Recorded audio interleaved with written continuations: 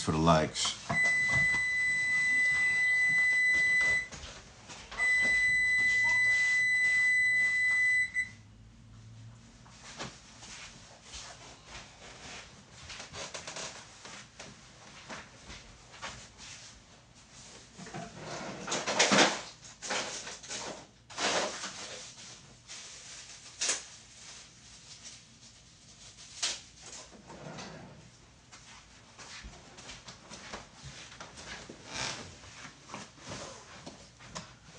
Hey, peace, peace, peace, peace, peace, peace. What it is, what it is.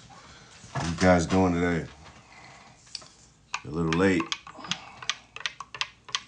I'm gonna blame it on the eclipse.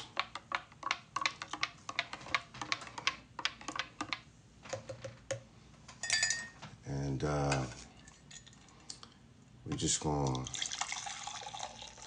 tap in, see what's going on. Can you please share the live for us?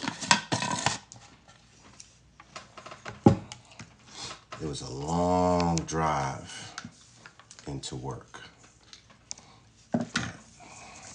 We made it here safely. We bumped into the couch. We bumped into, one of those little spiky things that help the plants grow. Ain't no dogs barking, ain't no birds chirping. You know what I mean?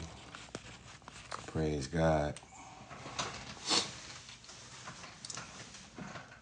Stopping on my closet clean out break.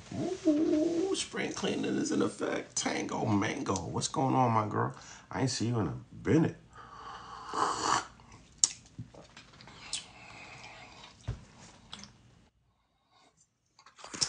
Can you hear me good? Yeah, mic check, check. Y'all sure can. How's it on my end? Great.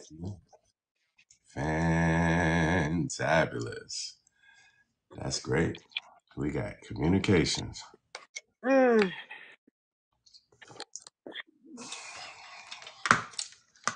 How you doing over there busy. in the Midwest?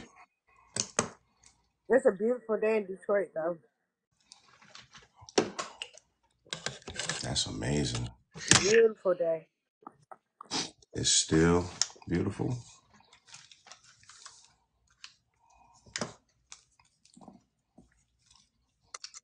I got feedback on my end. Give me 1 minute. I'm gonna just come off camera see if I can fix it.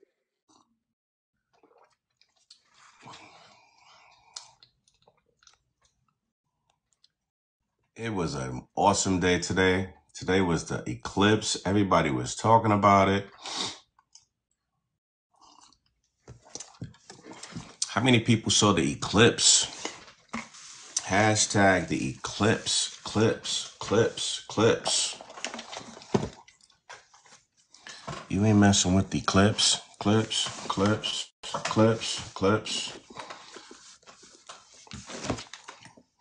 How many people are high energy today? How many people are low energy today?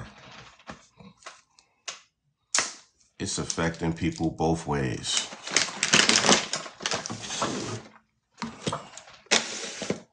Spiritually, I'm on 1,000. Energetically, I'm just a little tired. Let me see if we could add, the invite. Okay, that's better. There's Audrey. All right, I'm about to share the live. You been outside? Look like you got a suntan. Yeah, I was out there burning the midnight oil and the heat sources. I was out there for a while today. You got a suntan. Thank you. Don't take us long. Yeah, my daddy is chocolate. So they call my daddy Sonny Boy. You know what I'm saying? And in the South, you know, when you name a Sunny Boy, that mean they Uh put huh. you outside for a while. You know what I'm saying? You was Right. in the sun. Right. So my mama was screaming the lights, and I came out paper bag brown. So yeah, sometimes I had a tendency to be a little browner, and that's okay. Paper bag brown merce, checking in. Okay. Um,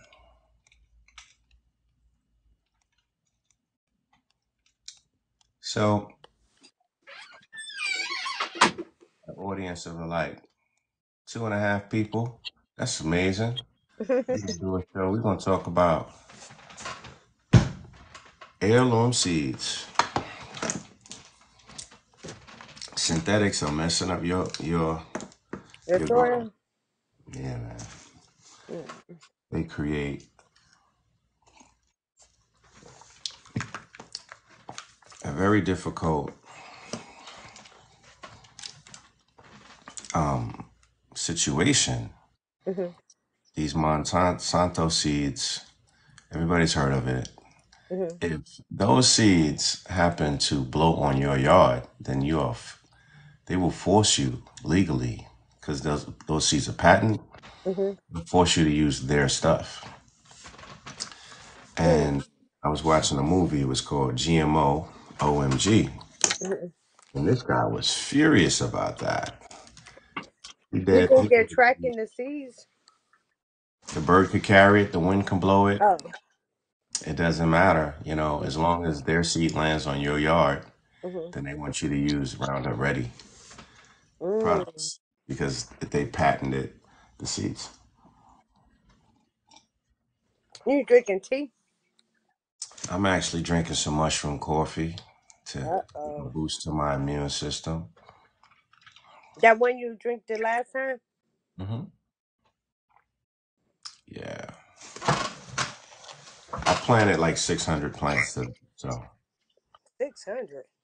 hmm Or different varieties? hmm everything. I planted everything I had, with the Mm-hmm. exception of like 30 plants. Whatever's in my grow hydroponics now is what,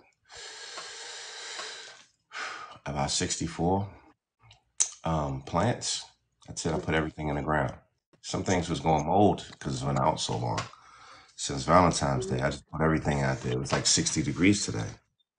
So I just put it all out there and Mm-hmm. see what happens. Mm-hmm.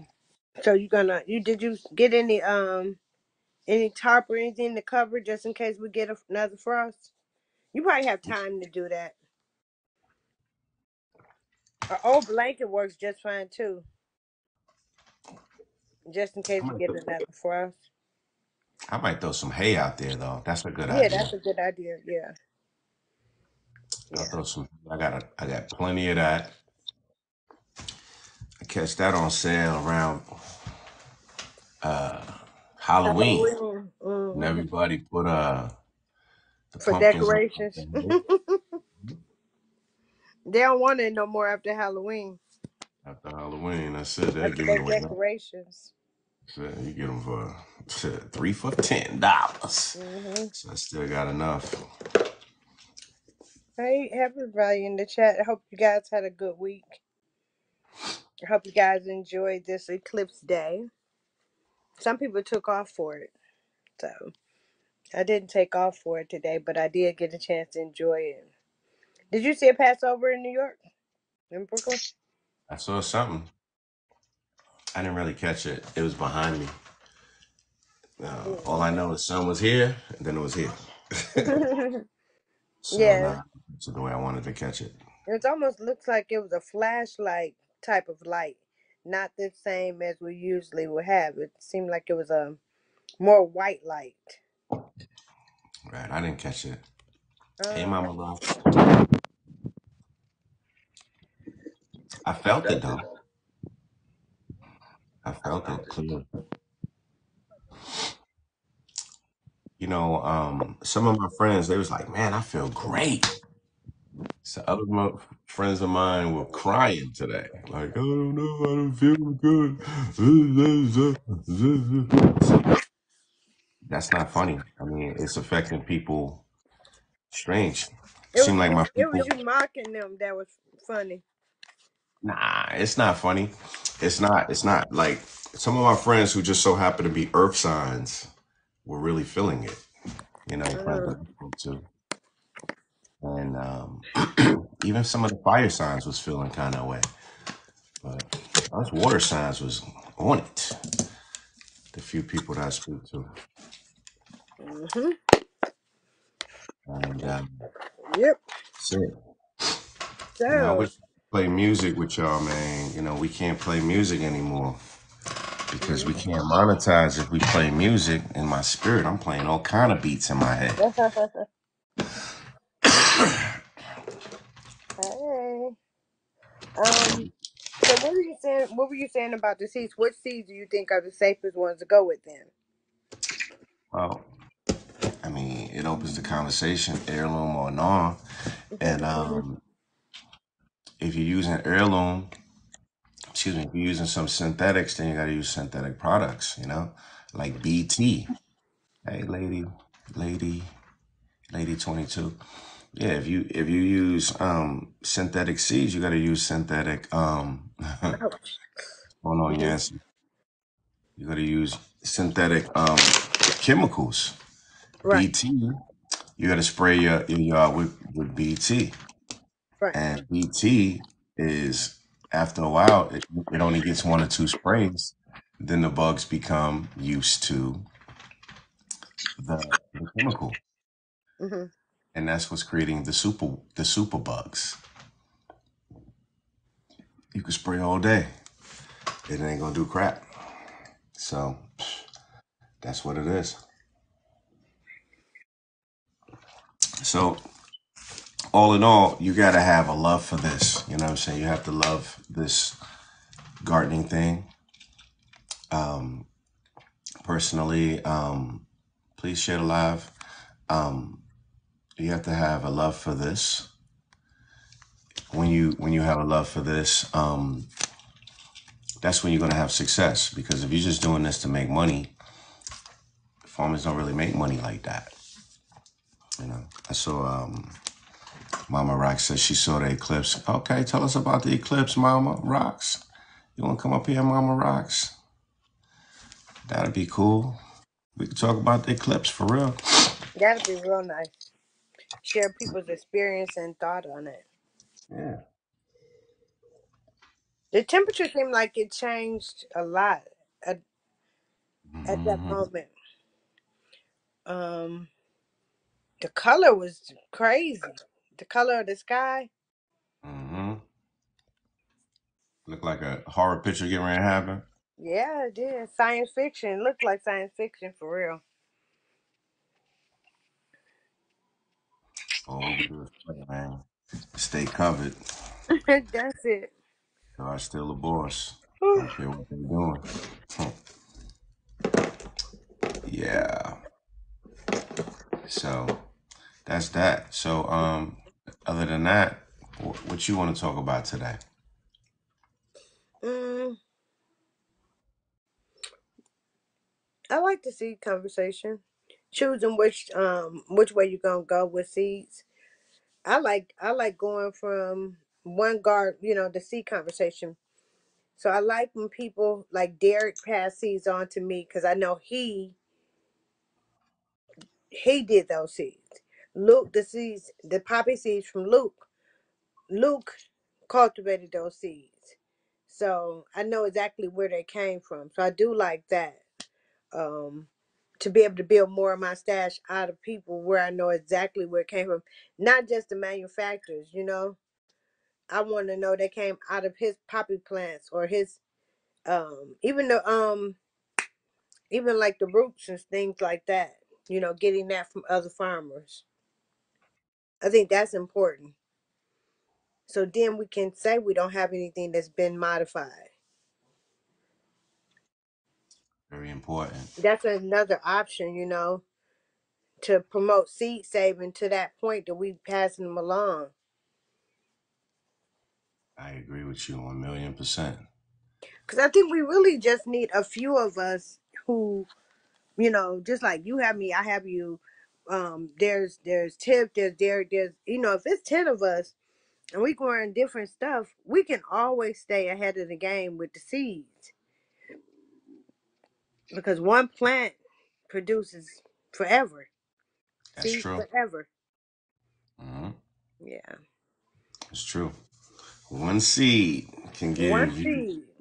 300 seeds later. Yeah. One pepper seed can give you 10 peppers, and 10 peppers could give you about 300 seeds. That is 1,000,000% true. It's Hmm. abundant.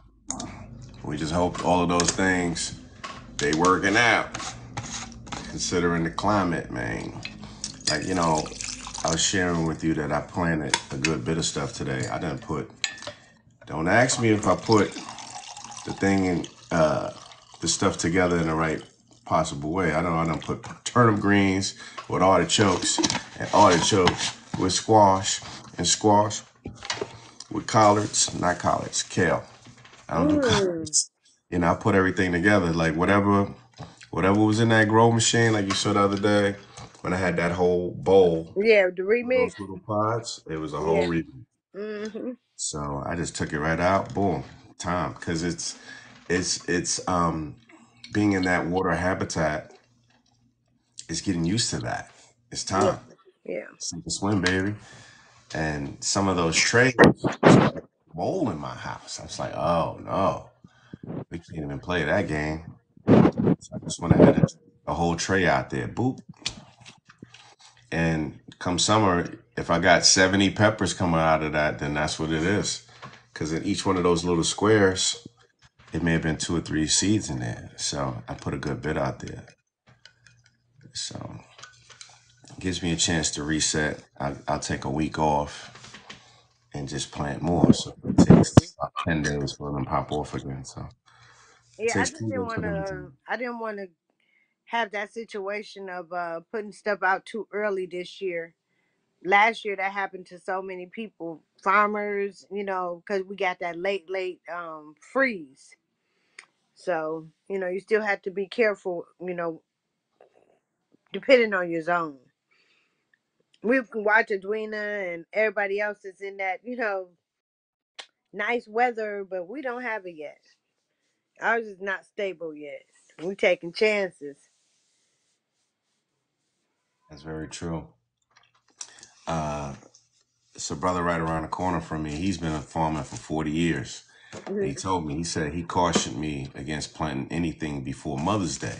Hmm. He said every time he do it, he catch But something, bites him in the tail. yeah, because I think last year my flowers thought that they were coming up for spring, and they started, shooting up.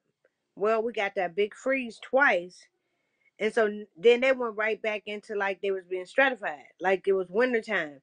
So they missed their spring jump up mark, and I mean some of them didn't recover.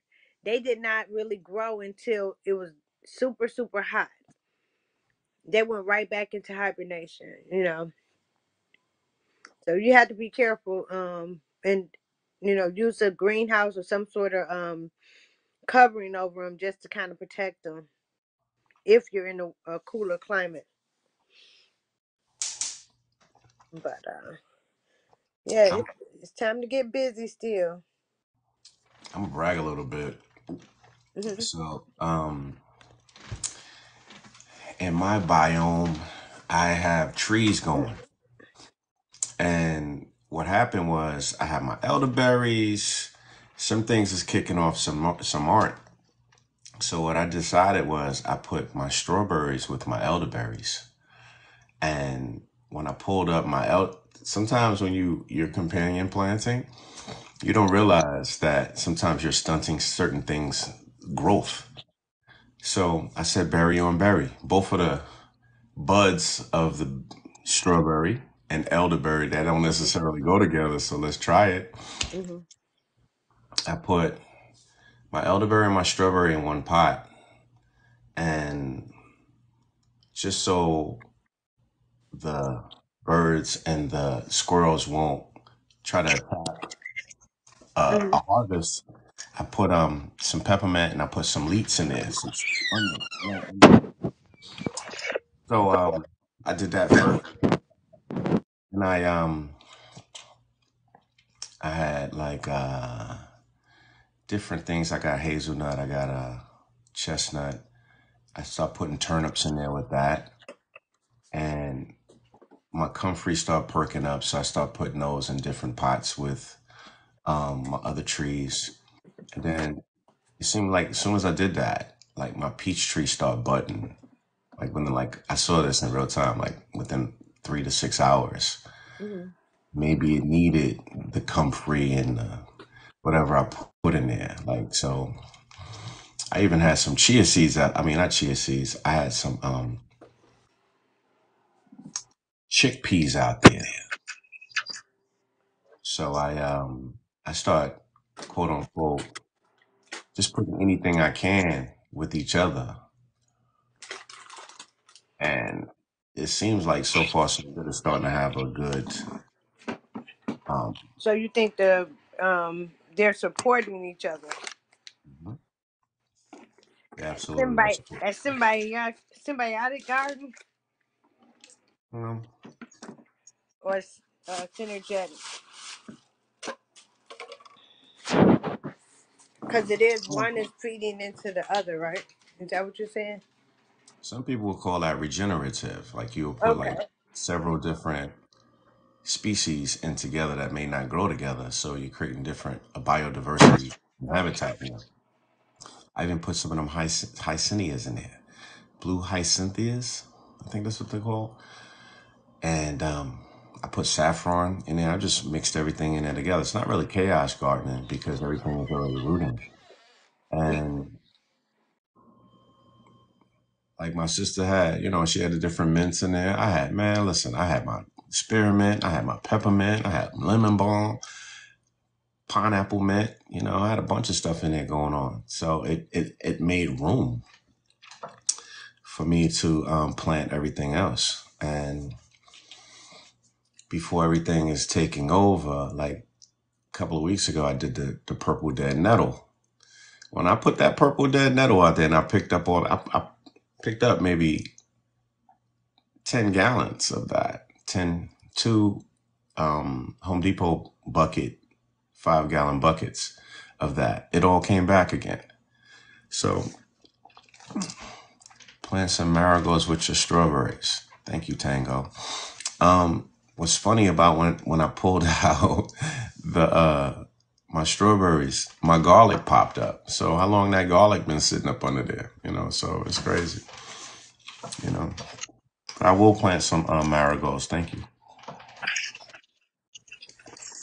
I planted onions around everything. Onions, Hmm. peppers. We forget about that kind of stuff. Like whatever you plant, you got to plant a row of onions. You got to plant a row of like peppermint because it'll keep the rodents away. Not that I have rodents, but birds, they don't like that stuff. It's too peppery. They won't mess with it too much if you want it to survive. It's just move thinking forward. They're not gonna fight pepper.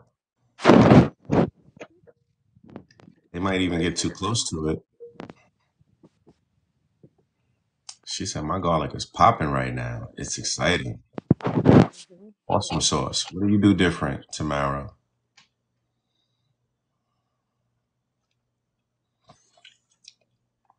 I didn't put asparagus out there, artichoke. So I hope it all come up. Yep. And everything will have its time too. So it's good not to go to pulling stuff out the garden just because you don't know what it looks like right now. Don't recognize it every year from year to year, Because with asparagus, the flowers, even though they're not producing that first year, the asparagus, the flowers are still beautiful. The foliage on the asparagus plants are kind of reminds me of deal. So Right. it still has a beautiful black backdrop. That is a great point. I think this is the harvesting time for the garlic because it's done overwintered. That's true. I'm not She sure, said but I think it is. Yeah, because they plant it in. That's a good recipe, Tamara. she put her bone meal and Mm-hmm. blood meal in there. Yeah. 320 bulbs. We want to thank everybody for sharing the live. We want to thank everybody who just followed the content creator and host. We want to thank y'all who showed up. Okay, not And to July. yes, Yeah, because I didn't know if you were gonna do it tonight because of not wanting to really have the electronics running. I wasn't sure. it was bugging for a couple of minutes. Mhm. Couldn't really connect. Mhm. Had to reset the router twice. Mhm. I was like about 3 or 4 minutes late. But I was technology, I was running from the garden. They were doing my porch, dropping off soil, compost. So yeah, it's been a busy, busy day. So so just also find catnip to plant with your strawberries to keep spiders from nesting ooh, in your patches. Mm-mm. okay. And I got plenty of Jewel. catnip. That's a jewel. Thank you. Tango Mango to the Yeah. rescue. Mm-hmm. That's my friend. She from Detroit too. Okay. You might want to follow Tango. Tango is a lot of We fun. That's already follow each other. Mhm. Tango Yeah. is my buddy. Yeah. Tango's smart as hell too. She that's one who be answering a lot when it come to them garden questions. She do The be knowing. trivia's. Yeah, when Mm-hmm. we have our little garden gumbo games. Yes, Lord. Yeah. She can Yeah, answer them. I think she's won on Yancey's once before. Maybe. I don't really have luck with strawberries, Tango.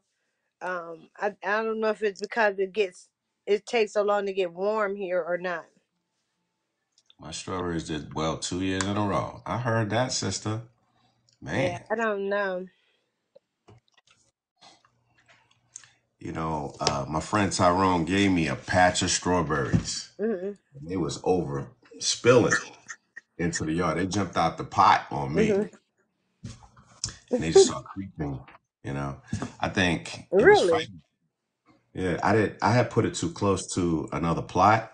Mhm. And also in that same plot, I had some boysenberries. So them two was competing with each other. So I had to like Uh, cut them up anyway. I said, we ain't doing that this year. So last year I had all the berries last year.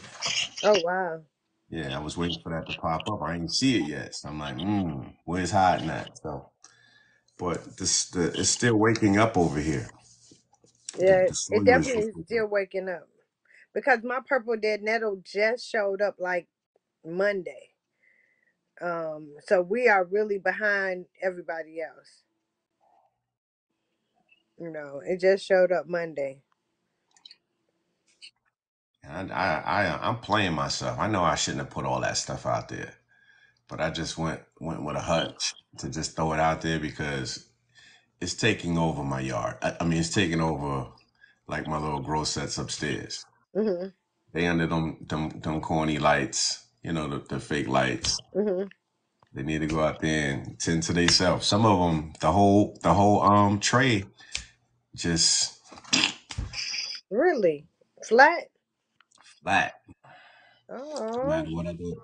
There's this artificial light. They like, we want some real stuff. And it Mhm. might have been stuffy in there. I Mhm. opened up the window in there for the first time because it's been brick cold here. Yeah. I'm still wearing I a know. sweater. You know what I'm saying? Same here. I think this is the warmest day in almost 2 weeks. 2 months, Well, yeah, yeah. 6 months. It was like Well, 2 weeks 62 ago, today. it was really, really nice.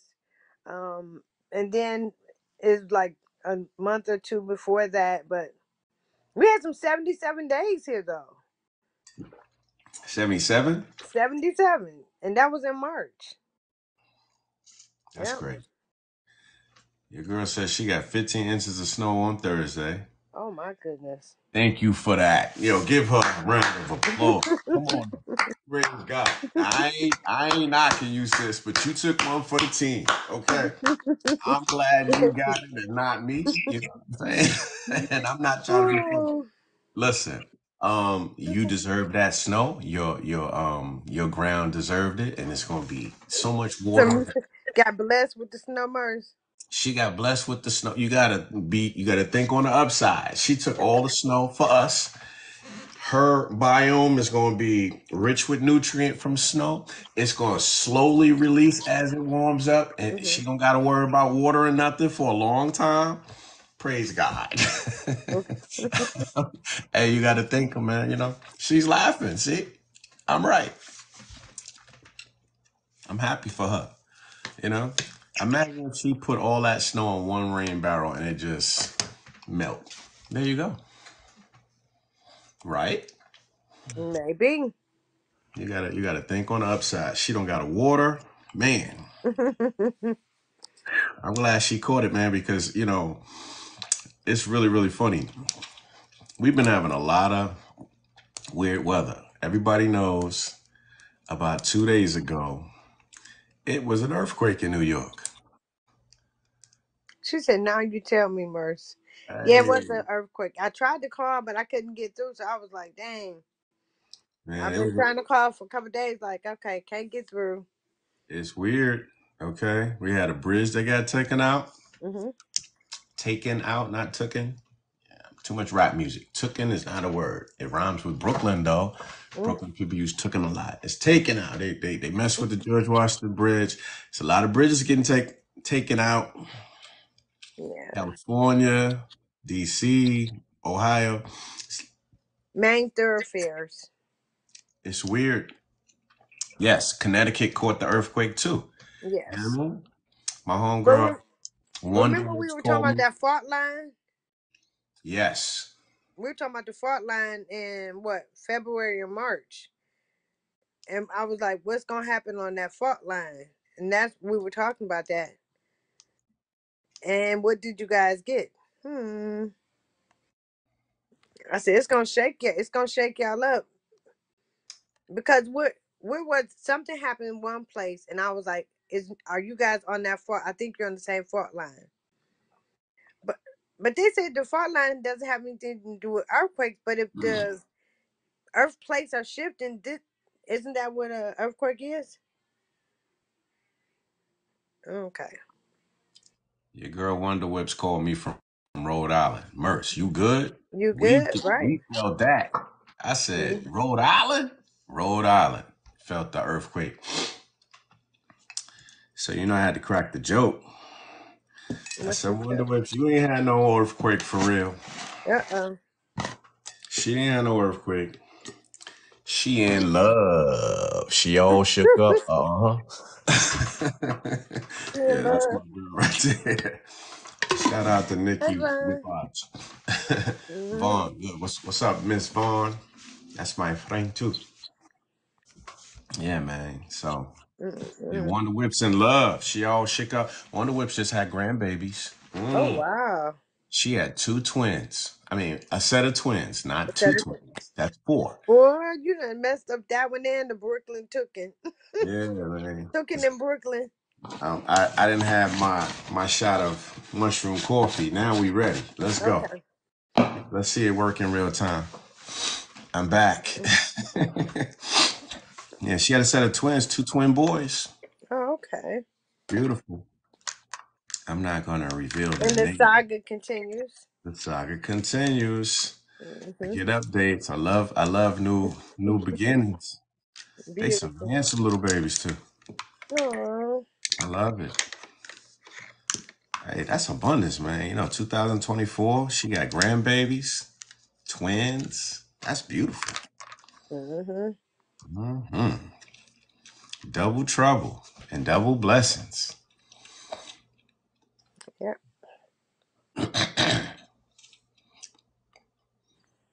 Yeah, we've been having some How really, did they really. prepare for the earthquake, or what did they send a signal out, or how were you guys notified? Oh yeah, it was like an emergency broadcast. Mm-hmm. which was They have like, sirens there.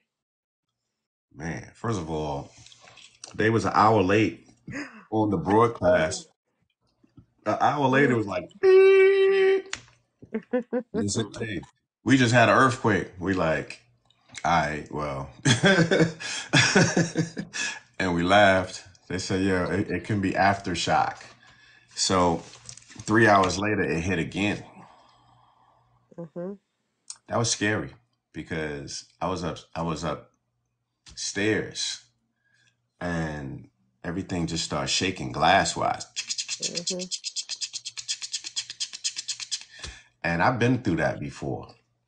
So anybody who knows, who's ever experienced an earthquake, you really want to get in a corner of a room Hmm.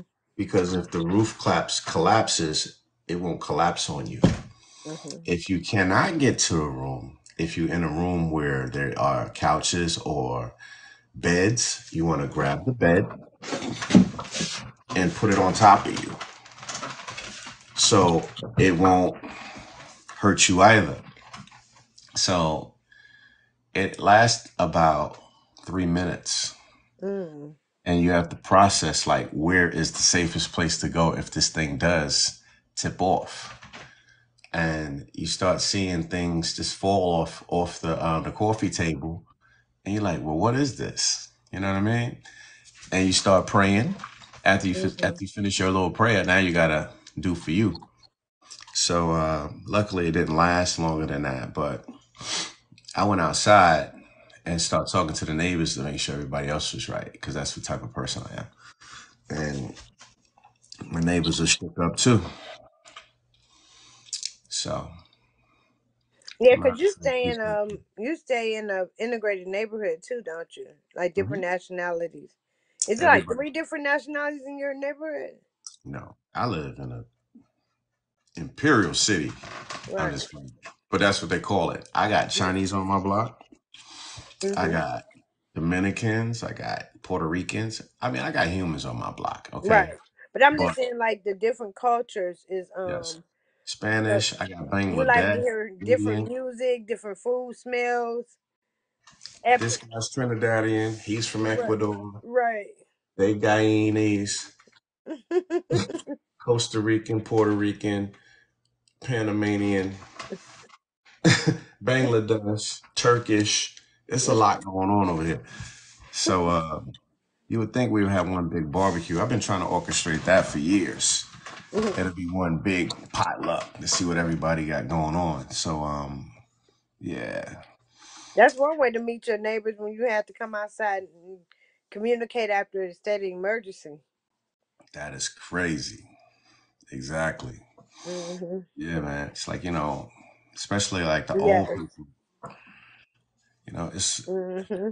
I live in a quiet neighborhood. That means the elderly people are on my block. Right. I might be the youngest person on my block outside of children, of course. Hmm. The kids are having kids now. So Right. So them the grandbabies running around. grandbabies is popping now. Yeah, so when I first moved on this block, I was the youngest. I was 33. I've been here 19 years. So everybody who had kids then, their kids are 20, Mm. 25, 30. Their kids are having kids now. So now you're seeing the new baby boomers right now coming. And that's exploding. So I guess the youngest child is like 12, Hmm. you know. So that's that. Yeah.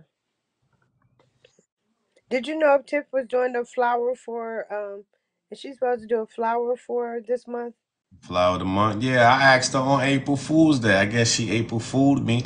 But if she want to come on and do the flower of the month, come on down. She can definitely. I didn't even see Tiff on there. I'm sorry if I neglected to say hey to Miss Grow Girl. Tango says she drank mushroom coffee. Tamara slept through the earthquake. All right. I thought I saw Tiff on here. Okay, she said, yeah, kind of like Chaos Gardener. They go Grow Girl. All right, I got it. Hmm. I'm adding her. She Yeah, I'm said in. big one big barbecue, right? Facts on facts on facts. Hey Tiffany. Hey Grow Girl. I apologize. I missed you. Hi. Glow Girl, what's going down? Can you hear us? Yeah, I can hear. Can you hear me? Yeah. Mhm. What's We going got Mike. on? What's up? Got mic check going on. Let's go. You performing today? Yeah, I got some where are my April birthdays out there? So I got some flowers for the April birthdays. I wish we could do some music. That'd be cool. But you have two flowers, and that's the daisies and the sweet peas. So I'm gonna go into that a little bit. Um, and I did like a whole video on my page, but we'll go over this real quick. So your daisies, everybody knows what daisies are, right? Mhm. Right. So that belongs to, and I'm gonna look at my notes here, but my the Bellis perennis is the genus and species. Bellis meaning pretty, and perennis, as you probably would guess it, means perennial, right? So these are perennials. It belongs to the family Asteraceae, which means star. Should be Mm. familiar with that because that's the same family that asters belong to, as Mhm. well as our infamous sunflowers. Okay, so just Mhm. that's one of the biggest largest families of flowers. I think it was like up to 23,000 species and 1,900 genera or something like that. So it's really really big. Um, the daisies are native to Europe, but we see them all over the place. Mhm. We know them by that little the gold center, which is really disc florets, kind of like broccoli. So when you go in there, you can pull those out. They're very similar to that, along with the white petals, but they come also in pink and purple. So for those of you who do not know that, of course they attract pollinators, so that's a great benefit for us as gardeners. Outside of them being really really pretty, they are low maintenance. Again, they're perennials, so these are they're not naturalizing, so they don't self seed, but they actually come back, right? So that's a great thing to have in your garden. You don't have to plant it again, right? They adapt to different types of soil. So this is great for those who are in different zones, or like myself, in the beautiful state of Georgia, where we have red clay, right? And then there's other regions like you, Audrey, where I am originally also from Michigan, where we have that rich, deep, dark soil, right? So it can survive in diverse types of substrate, right? Um, Couple of symbols for daisies from my birthday people in April: purity, simplicity, loyalty, love, and new beginnings. I know many of you will love this part: the medicinal purposes of daisies. They can serve as anti inflammatory. A lot of our flowers can do that. They have antioxidant effects. They help with they can help with minor skin irritations, coughs, and can help with some digestive issues. So those are some of the medicinal benefits of daisies. And of course, why not? We can cut them and use them for bouquets and floral arrangements. So that's your daisies. Okay. And then we have sweet pea. I love these months that where you guys have two flowers. I think that's really cool. I don't have two flowers. It's okay. Um, Sweet pea, genus and species, is Lathyrus odoratus. So Lathyrus meaning Ooh. pea, right? Okay, let me clear that up. PEA. Okay. And odoratus meaning fragrant or scented, hence the name sweet pea. It also holds the species Leguminosae, which is legumes, right? Now let's understand that this is not our ordinary pea that we eat, right? This is Mhm. the flower. So let's be clear about that. It belongs to the family Fabaceae, which means of or belonging to Mm. bees. Mm, But it's a flower. mm. It has originated in the Mediterranean region. So that's the origin of this beautiful flower. It comes in pink, purple, blue, red, white, and bicolor variation. Now, Mm. I don't know if the whole bicolor thing is like a hybrid. I'm not really sure about that. It is an absolutely beautiful flower. It kind of looks like a butterfly, a winged butterfly. Mm-hmm. It has a, hence its name, it has a sweet and floral scent. It is an annual, unlike the daisy, it's an annual. Okay. Okay. It survives in the cool weather and well drained soil. So it's a little different than the daisy. Daisy has a little bit more, you know, it's more flexible, whereas the sweet pea needs well drained soil. So keep that in mind. Full sun to partial shade. Um, this is what's really cool. So it's not it's not our ordinary pea, but it vines like a pea, and it has Yeah, tendrils like like a pea. like the pea. So if you have, Is any of that edible though? I'm getting to that. Oh, I'm sorry, friend. So, but no, it's cool. That's a great question. Great question. So it has the tendrils. It can grow up a trellis. It can Mm-hmm. grow up to 8 feet, 6 to 8 feet. Okay. So if you think Mm-hmm. about, if you're trying to have something decorative like an arched trellis, this would be a beautiful one to choose, right? Again, it's a flower. What does that attract? Pollinators. We all need those, right? Mm-hmm. Um, it means blissful. So the symbolism is blissful pleasure, delicate or Ooh. transient pleasures, and gratitude. It's a Mm. little different. Now, here you go, Audrey. You ready? Yes, I'm ready. All right. So, can be, I need everybody to listen clearly. Because Can be. if there is any, if there are two people that I know that really stress to really know like herbs and to really be careful with them, how you can't mix things together, and you just got to be really educated about these things that we can or cannot ingest, right? We've got to study and we have to do our research. It's very important. They can be toxic if ingested. Mm. Okay. So think about that as it pertains to where you're putting it on your land, in your yard, Mm-hmm. that it's not touching things either. Right. Mm. Mm-hmm. That's very important. So it may be like on a back of a fence or something kind of by itself. We talk about sunflowers and how much they use up nutrients. That's why you see them by themselves, because they take up so much nutrients, right?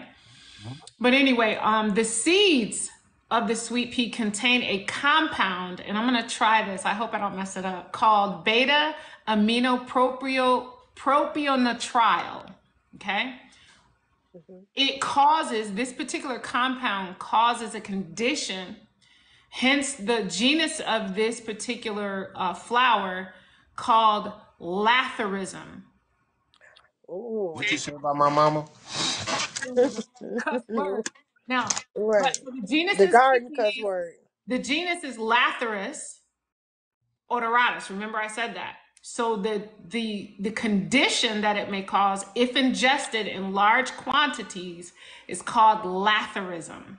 Okay, latherism is characterized by paralysis. Wow. Mm. So you think about this flower and how beautiful it is, yet you know, Yep. it can cause some damage. But anyway, nevertheless, an extremely beautiful addition to your garden. Just both of these flowers, all of the April birthdays. I do want to say happy birthday to you. If this is something that is of interest to you, then you can add these beautiful um, flowers to your garden. That's it. I'm glad you made the point though, because the toxicity of plants Sorry. need to be Sorry. We want to give her respect. Go ahead, Audrey. I'm sorry. Got it. the toxicity of the plant needs to be talked about too, because the pollen of that toxic plant being next to a plant that you're gonna harvest for food or whatever, so kind of mapping that out too in the backyard or the garden or the farm, Yep. making sure that it doesn't it's not in the area Right. where, yeah. So that's a And, very and, good point. and many of us have, pets. You think Yes. about especially cats, if you have it low, you just got to be really careful. It's Yeah. just important to be educated about everything that we grow, and really do your research. When I was looking into these flowers, I really like to go into the Latin meaning of the genus and species, so I Hmm. really understand the breakdown of what that Mm. means. Not in English, but in Latin, you first must translate in its language so that you understand what it means in the language, and then try to make sense of it in yours. And then that way we can really delve into, the foundation of the things that we're growing. Yeah.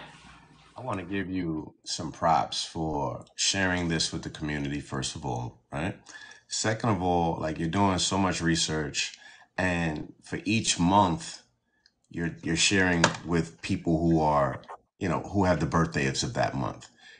It almost gives you like a horoscope type of effect, right? Because like as you're talking about the daisies, you're talking about these other things, and that one plant, I need you to repeat that is related to some type of paralysis. This is really good information, right? And why is it important?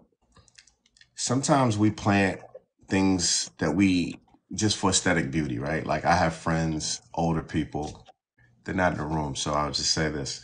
A friend of mine had planted these beautiful plants. Let's say there was lidocaine or novocaine or whatever. And not knowing, they was looking for the aesthetic beauty of them to give a pop in their garden.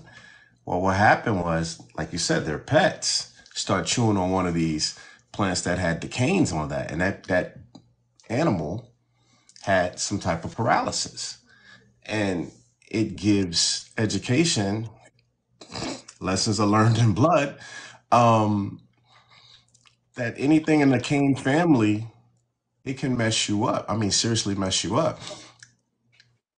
Cocaine, lidocaine, novocaine, all the canes, it has a numbing effect, Yeah. right?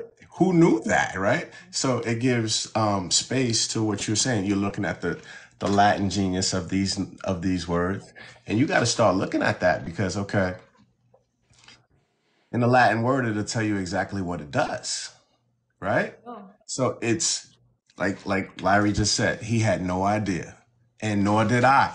But see, when you're around this kind of stuff, especially if you have pets, right? If you're walking a dog and you know you ask somebody about their dog, you better have some time Yeah. because that person is going to tell you all of everything that's going on with that animal. But like again, I just wanted to bring back to what you said. This is information that's extremely useful. If you're not born in April, okay, you know, or March or But you'll have whatever. a You're month. waiting for your birthday. You're waiting for your birthday. So it's important to you when it's important to you. But some of that stuff that you was dropping down, Hmm. you said it, but you didn't say it. We have to highlight that because you know what? These things could really mess you up. And a lot of these plants can have multiple uses, right? Hmm. And that's what we're learning. So Well, I one of just wanted one of the to places, well, where I started was not gardening. I've been dealing with house plants, just regular house plants, for years, over 30 years. I've got all different types of house plants.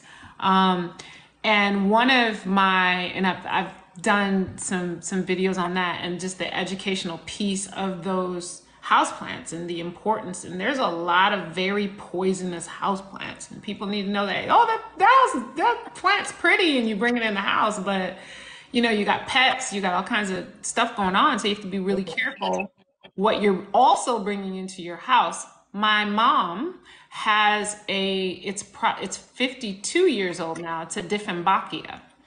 And the Dieffenbach is 52 years old. And I had to bring it back to life because it was kind of like just going crazy. Well, that is the original. I know they say the snake plant is the mother-in-law's tongue, but that one is, right? And if consumed, Hold on for a second. I'm sorry, Tiffany. I just got a flag. which, okay, it says this is objectionable for younger audiences. Share your feedback to make our community better. Excuse me 1 second. The notice is unclear. I'm not sure why I got this restriction. My live does not contain the content mentioned in the notice. I don't understand the decision, but the restriction is too strict. The decision is fair and the restriction is reasonable. This is unclear. I'm sorry. You didn't say anything about children, but I noticed you said something about old people and it popped. So don't start me to lying. I'm just going to put the notice is unclear. I apologize. I don't know what that is. Continue, please. Maybe there's some trigger words. I don't know. But anyway, Maybe that word that we described being paralysis. You know, Latherism. yeah. Yeah. And okay. our sister said it's irreversible. You need to address that too when you get a chance. So anyway, I was talking about the Dieffenbachia, but that Hmm. particular plant, mother-in-law's tongue, the reason why they call it that, and see, this is what I'm saying, it's so cool to study, right? Snake plant. Go ahead. Yeah, it literally makes someone, it freezes their ability to talk, to speak. Mm, So many mm. things surrounding that mother's-in-law's tongue too. I'm not getting into any of No, that, we don't but want no flags, so we gonna leave it right there. I'm No, just it's interesting. They said that the tongue is long, right? That means the gossip, but that's the wives' tale or whatever. I was just So Hmm. using that for example, Hmm. why we need to just really study. Um, but I wanted to you wanted me to delve a little bit more into the should I say the aphorism. word, the L word that we said earlier? No, Yeah, our sister asked, no. is it irreversible? Go You ahead. know what? I don't know I haven't gone that deep into it. Um, Taylor Mango asked I'll that. look it up. Okay. I'll do some more research on that. Oh, but you know But what? yeah, Even but just bringing up that point, making that maybe something that everybody can put on their calendar for the plants that they do have. Go and check the toxicity of the plants, and if you need to move them now before they set. You know what I mean? Before the summer and spring and everything really gets rolling. It's maybe it's just a blessing to hear it now and just go check when you talking about putting stuff in and changing stuff out. Yeah, I think, this can be the precursor or the catapult for those people. Maybe we don't have all of the information. I may not be able to Yes, delve deep into this L word, but at least it gives you kind of this Bunsen burner effect where you can start, looking into your own investigating what you have. situation. Mm-hmm. It should, spark your curiosity about what you have. Yep. know? So, but anyway, those are the two flowers for April. I have if you don't mind, I'll say I have a collection on my page where I have January through April. So those of you who may have missed January, February, March, then you can go back and look at those flowers as well if that represents you. And I'll do it for the Yay. whole year. So We appreciate you. hey, thank you. you gotta hit them with the claps, and that's not a STD. Those claps is not a STD. Those claps are ish to do. All right. So back to Audrey. Me. You can't go behind that. I know. Because No, I'm not trying to get no flags, okay? we got a Flag on the flag talking play. about old That was people. flag on the play. Say you talking things that young people don't understand. You was Oh, just talking okay. some stuff, and it was above their head, and the algorithms was like, "Hey, wait a minute now." They had to research your research. That's all that was. Because I didn't see anything that was disrespectful. We try to have a decent community headlines. I mean, guidelines. Hey, Sweet Pea. Right. Hey, Deja. God bless everybody coming into the room. Hello, Deja everybody. asked about mother of 1,000 plants. Nope, What was that? I'm not sure about that. She was asking about a specific plant. I think the name of the plant is Mother of 1,000 Plants. Hmm.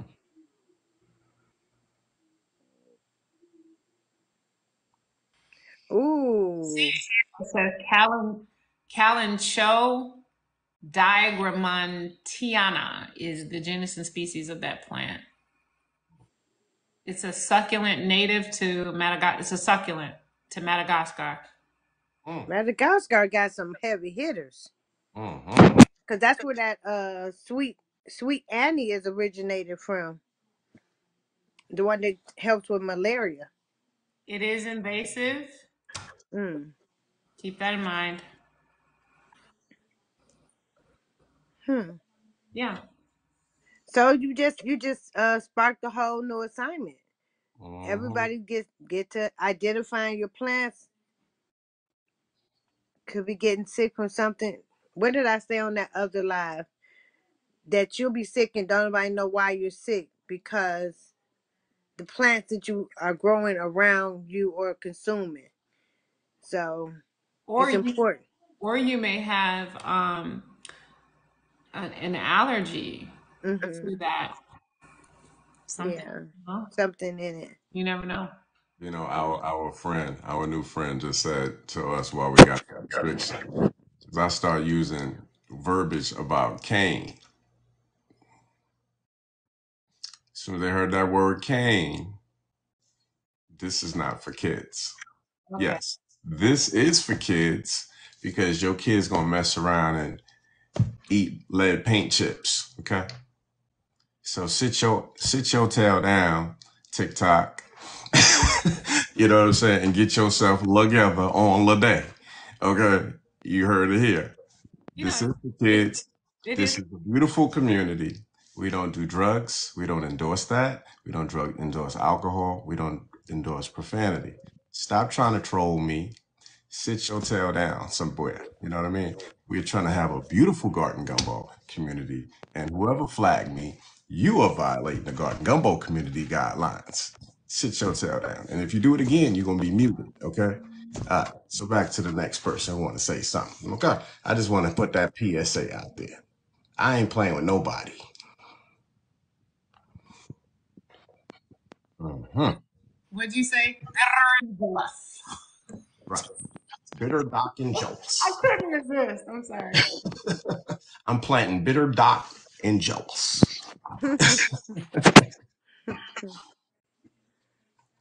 It's the Harvesting Bitter mother-in-law's Doc this tongue week. outside, right Yeah. at the door. Man, it's crazy, man. Be like, get you some.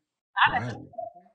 Wave to everybody in the hallway. Hey, y'all. I see y'all out there. I appreciate y'all being there, whether y'all clicking or not. You know what I'm saying? Ooh, Come on in here. The he water said is in the great. I hallway. see you, baby. You know what I'm saying? Wave, give my good side. You know what I'm saying? I try to keep it faded. You know what I'm saying? Go ahead, baby. Record me, baby. Hi. Tell your grandmama I said hi. Mm-mm. It's me to tell your grandmama. Hey, Peace Garden. I ain't see you in a while. How you doing, sis? Peace, Queen. Listen, we appreciate everybody that comes here every week.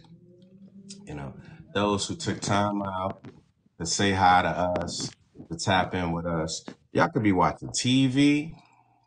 Y'all could be doing whatever y'all want to, and y'all come here, everybody, to show love with us. Even the ones in the hallway. You know what I'm saying? Thank you. Because you could be doing something else with yourself.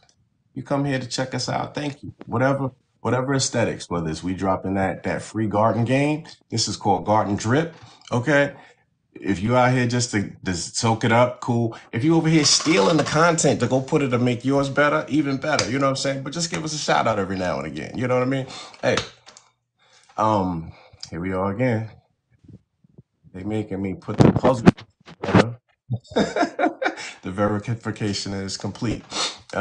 So yeah, we just want you to know we appreciate you anyway, you know.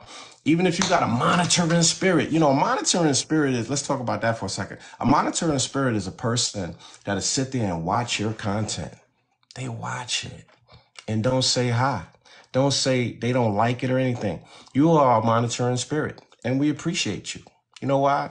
Because if you're monitoring something and you don't like it, it's something about your spirit, right? That you don't want to like something. Hey, you know what I mean? We see you. You know what I mean? It may not get credit for the analytics, but guess what? We appreciate you anyway, because you could be somewhere else. And even the enemies, you know what I'm saying? Enemies for sure, baby. You know what Deja, I we mean? are not talking. He is not talking about you. Hey, we preaching, baby. Listen, she Deja, know what somebody, I it is. didn't say hi. Hey, we love all of y'all. This is a love train. We don't talk about people, right? It ain't no frenemies here, because it's friends that turn into enemies. You feel me? We just try to show love anyway. You know what I'm saying? And those who, we just trying to make it perfectly clear. Forgive them, Lord. They know not what. Everything we do, we're going to keep it in positivity. That's the love is the highest vibration of understanding. And if you don't love it, you ain't gonna have no success to that. If you only here for money, if the money don't come for you, then you gonna drop off. If you here for clout, when the people turn their back on you, you gonna drop off. But you're gonna see people that are in this room and in this box. We here for the purity, right? So if you don't love this, we still gonna do it. We're not making money for this. We're not trying to monetize with this. Hey, thank you. You know what I'm saying? That was I cool. appreciate that, cowboy. You know what I mean? And that was not Brokeback Mountain. Okay, that's Cowboy Merce. Happy trails. Do it again. Happy trails to you until we meet again. No, some things need to be said though. You know what I mean? We've been rocking for months now. It's almost a year. And I just want it to be said. Sometimes things need to be said sometimes. Cause it be airing is way. Oh, That was ooh, cool. that's garden drip. Yes, Lord. Come on. Come on. Get in there. I love it. You know, you guys make me feel good. But I just think that sometimes we share that, man, because you know it's not said. And a lot of stuff is like little irritants. You know what I mean? So we love y'all anyway. And we're gonna bring it back to Erica Badu. You know what I'm saying? The beautiful. Bad lady. Man, Go ahead and give my sister some drops, man. no, we good. Go ahead and give I just her want y'all to be. some pearls or something. I Mm-mm. mean, Some Sikorsky's. What is it? The Swarovski chandelier drip. Did anybody do that 1C challenge? How's that going for y'all? Hmm. Mine's just popped out. Has yours popped out, Merce? About that. Okay. I put soursop. Right. I You chose started. a hard seed. That is an extremely hard seed to. Yeah. I Always being an played. overachiever. Well, I guess I played myself because I should have just did it under the heating pad. I Mm-hmm. put it in the hydroponics because everything else was Oh. popping with it, and it just never sprouted. So I'll do it again. Ooh. Hmm. talk about the 1C challenge because some people may not know what that is. You want to, or you want me to do it? You You can guys do want it. to? You can do it, Merce. Okay. All right. Well, I did not start the 1C challenge. So shout out to our friend Ash from Cleveland, Ohio. That's I right. believe, I believe her and Garden Gumbo alumni Ryan started that. That's what I heard. I'm not sure, but I Yeah, you definitely going them know TikTok streets. in the TikTok streets, that's Yeah, what they them told TikTok me. streets. I see Ash promoting it. Hmm. Everybody's tagging me in the 1C challenge. I have nothing to do with it, but shout out to the community. Um, and the 1C challenge, essentially, I didn't start it, but in the TikTok streets, basically they shared with me, you're putting one seed to see if it pops off. It was then stimulate unity in the community, and everybody do one on one accord. Yep, One just to show that you can. It challenge. doesn't take everybody can start where they are. I think that's beautiful It It is a was. beautiful. It was. It was really nice. because it's inclusive and it doesn't Yes. make people feel like they're intimidated. I Or love having to compete or anything. exactly. I love all It of that. wasn't a That is competition. community. All the smoke. Look, Yeah. we got to shout out. Listen, it's a bunch of stuff going on. Look, it started with, listen, the one seed challenge. Let's get this together, right? Let's reset. The one seed challenge was also in addition to the Garden Wars 2024. Sister Sarah started that foolery. And there's also the one cutting challenge, right? Hmm. By Farmer Cat, not the singing cat, Farmer Cat. So all of these are different things that's going on in the community, and so that's why everything is getting a little bit conflated because there's so many different unique challenges going on. Hmm. But the one seed challenge was also with that. So with so many different challenges, we can't just accentuate on just one. So we have to give them all love at the same time.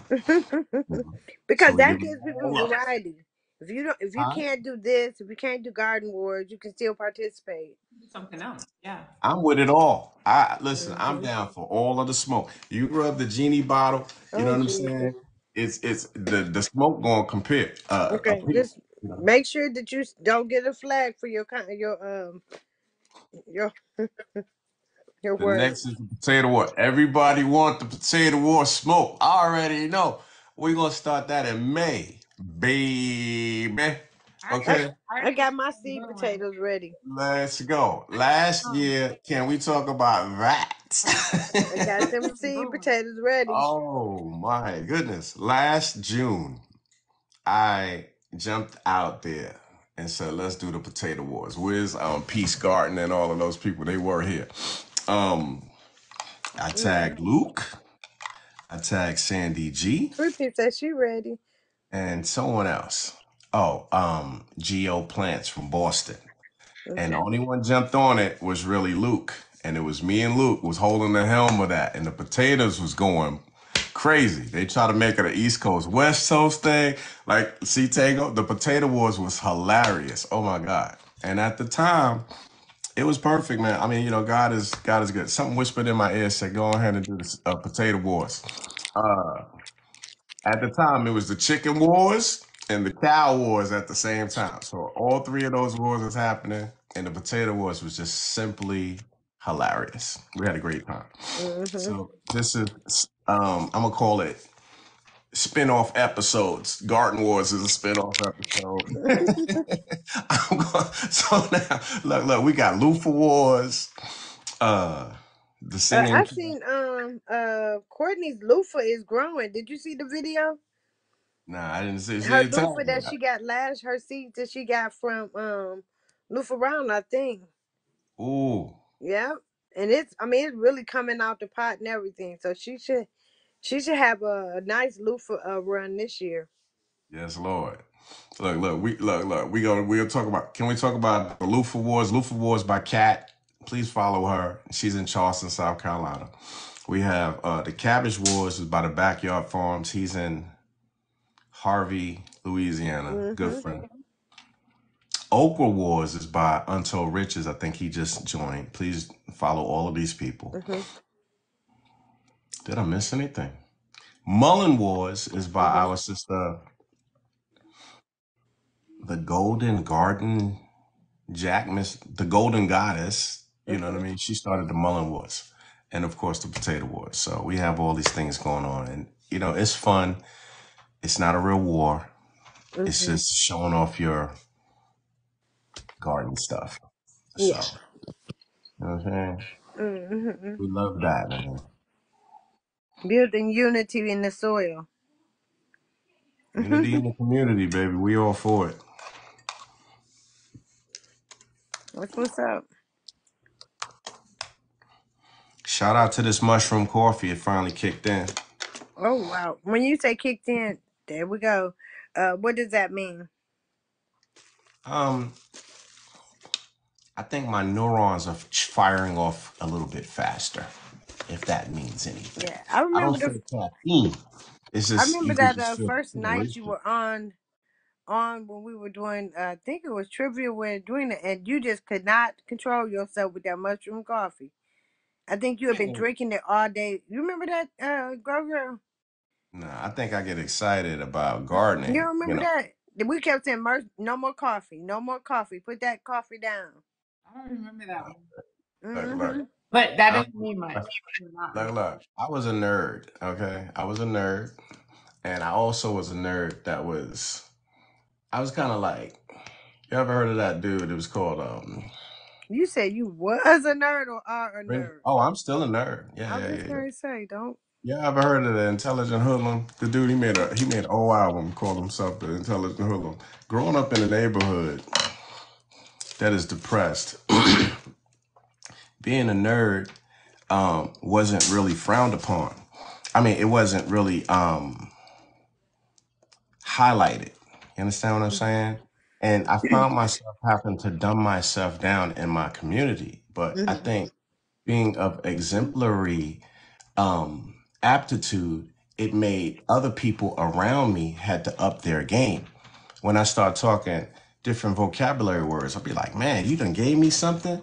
Thank you, sis. That was magnanimous of you. They'd be like, well, what the heck does that mean? That means extremely generous, And so people had to like broaden their vocabulary. And I am a Generation Xer, and we made it cool to be smart. Hip hop at the time was also another proponent or stuff like that. And when somebody like Q-Tip was called himself the the abstract poet, they was like, well, what does that mean? You had to Google what these words meant. You understand? So I found myself getting into a lot of fights Mhm. in my neighborhood because I was smart. I ain't saying I'm the best fighter, but I'm still here.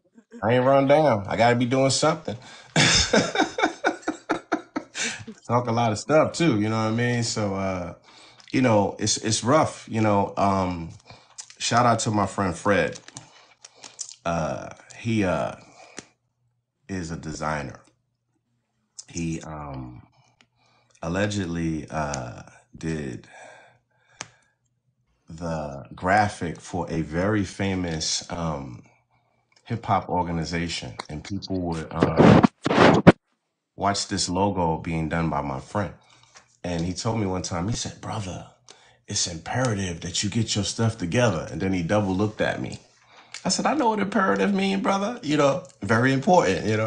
But he said, oh man, he almost felt shamed that he had vocabulary. It's not a shame to read the newspaper still and read books, you know, and that's the only way that you're going to grow. And, I'm happy to be from that community that we can still grow things, and we can hold each other accountable.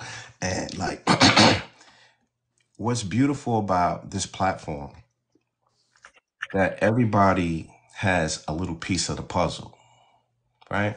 Like Grow Girl was explaining to us these different plants and the daisies, and like I said, it almost is like a horoscope. And what is it? Lathyrism? Is that how you pronounce it? Lathyrism, and I read a lot on it, and it is indeed irreversible. There are three types of Lathyrism too.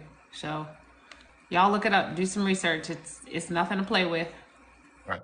So I wanted So I wanted to answer that question from earlier. awesome. Awesome. And see, like her bringing that information, it brings a different conversation, right? If that conversation wasn't had, now we wouldn't have understanding that you can play with some of these plants and it can really seriously mess you up.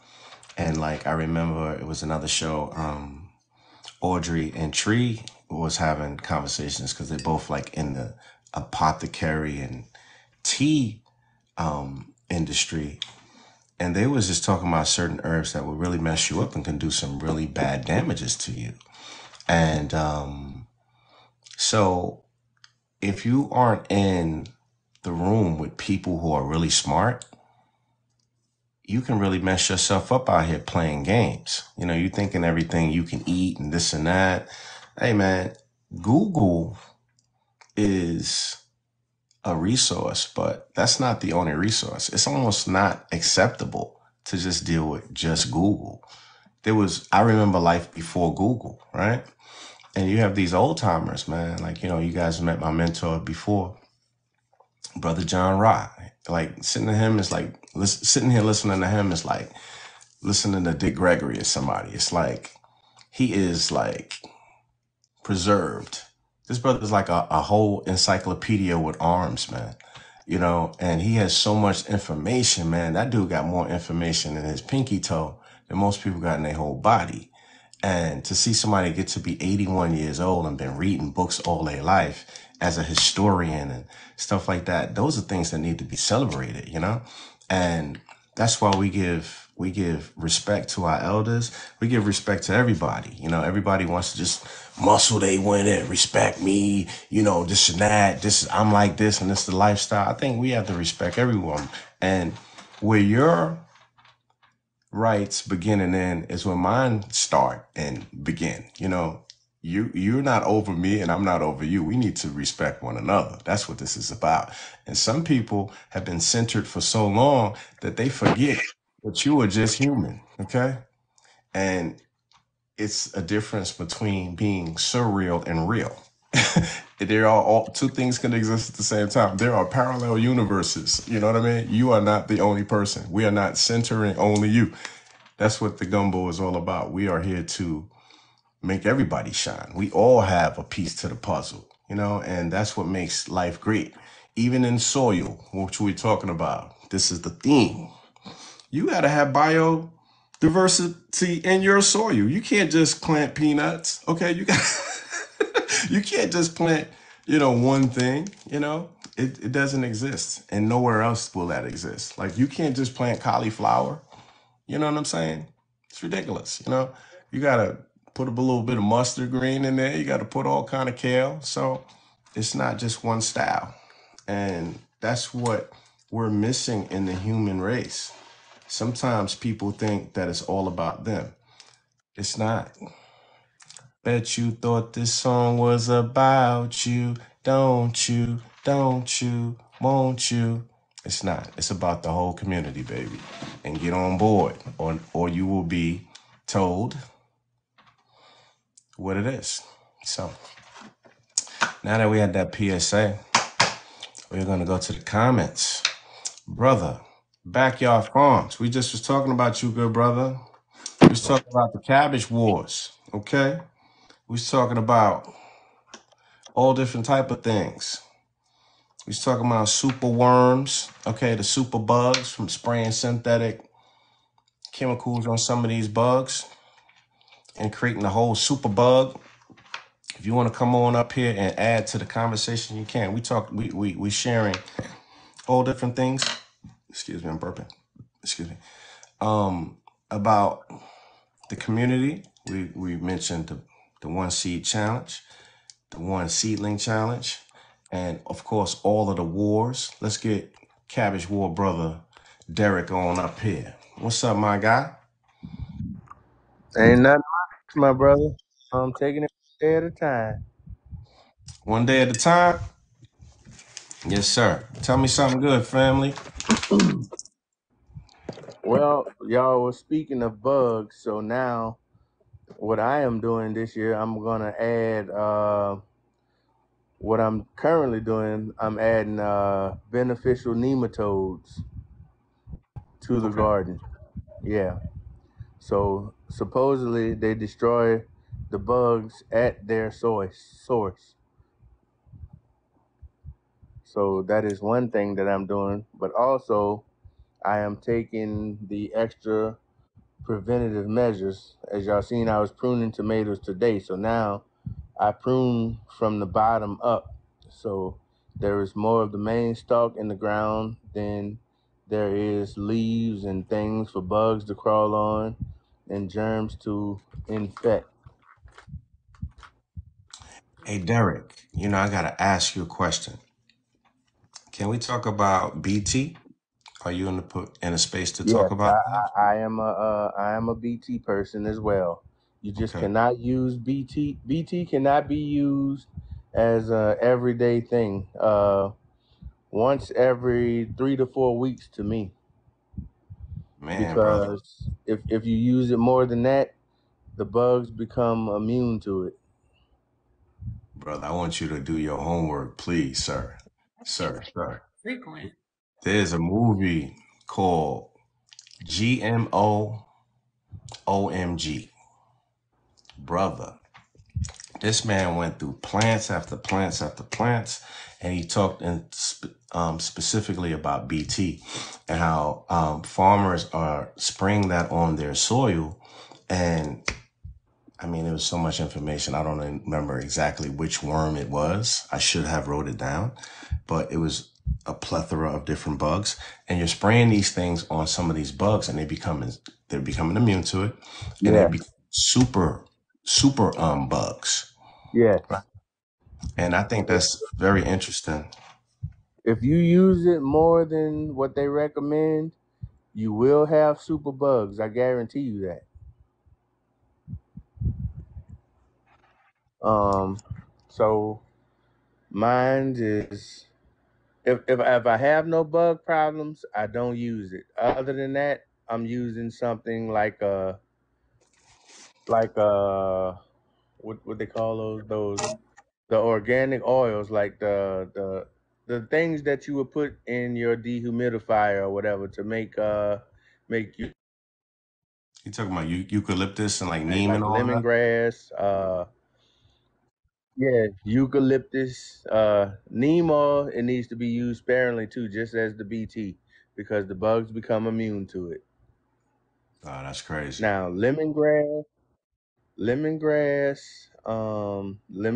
oil, hot chili oil, Mm, and I'm gonna tell y'all something else we use down in the South among organics is the liquid crab oil, like you get from Zatarans. mm, You spray that, and your bug problem is very minimal. mm. I love And what. then, like I said, vegetables with holes in it. If the bugs won't eat it, I don't want to eat it. Mm. Yeah, that was a whole mic drop, brother. Like, I love that you are sharing that because that also speaks to the biodiversity in your soil. Yeah, And it's like we're looking for just a quick fix. We've been so conditioned to just use aspirin when you get a headache, when you could use different things, right? And sometimes they push these products on us commercially, and like this is a fix all, and it may be a temporary fix, but then it can also have some adverse reaction as well. So I'm glad that you're speaking on that. And, yeah, they don't really want us to have these conversations, but that's why I got a flag earlier. yeah. Y'all think about it. Bear produces a lot of the herbicides and the insecticides. Now, you think about that. If you continuously using that stuff, like some of my uncles here, they believe in commercial fertilizers, and I've been preaching to them. I'm like, guys, look, y'all need to lay away from that stuff and use more of the natural stuff.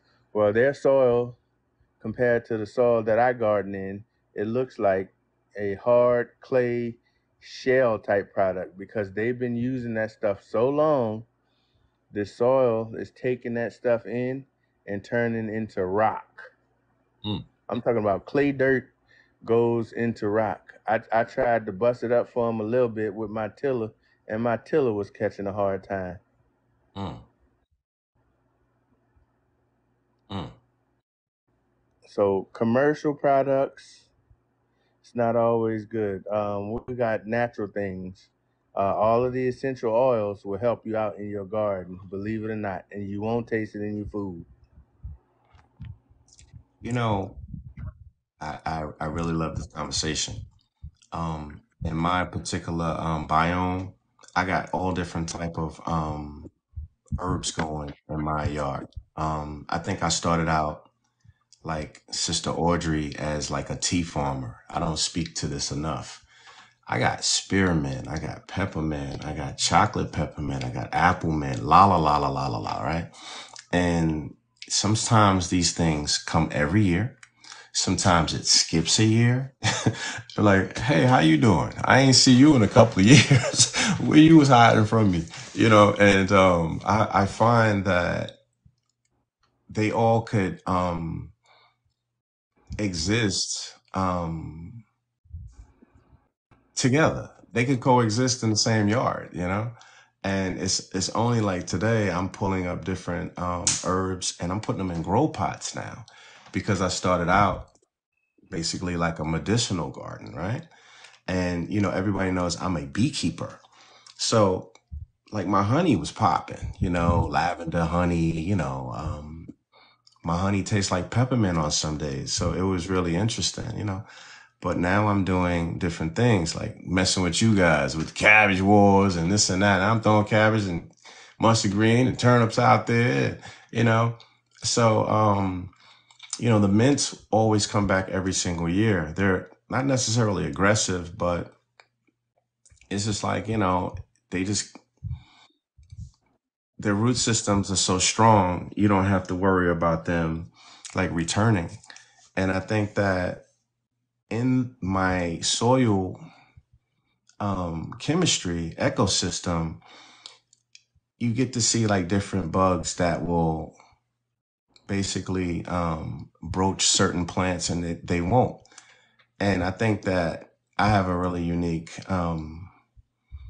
garden because now that I am putting stuff out there, now I'm getting to the peppers, now I'm getting to the onions, now I'm getting to the chives, potatoes, and it's going to be interesting. All of that different biodiversity. I don't. It used to be really tough when I just had one type of crop in there, and as like you're speaking of, you're putting different stuff out there. When you have different plants out there, it's giving your soil different nutrient and it creates that balance of nature of soil um, to give your soil what it needs. Because like you get these products and what is it, the NPK, you know, grow, tell us, break down all of the nitrogen and all of the phosphorus and all of this thing here. But at the end of the day, it's really about your soil, you know? And And like today, I'm sitting there she is looking at like, hmm? totally right there. But you can get those in different NPKs from.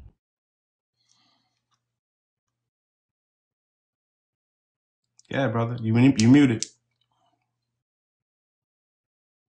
Are you still, brother? Is the solar flares got you?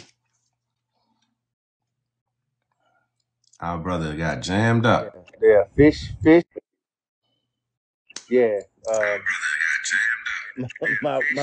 my wife was calling me, but Tell out fish, there. All right. fish provides you with Drop a down, lot drop down, of drop down, natural stuff. drop down, drop down, drop down. I'm gonna have to drop down, Merce. All right, go ahead, baby. We'll bring them back. We're back. Garden Gumbo. Hey everybody. Hey, how you doing? Sorry you couldn't get through. Why don't you username and your number? And we'll get back to you.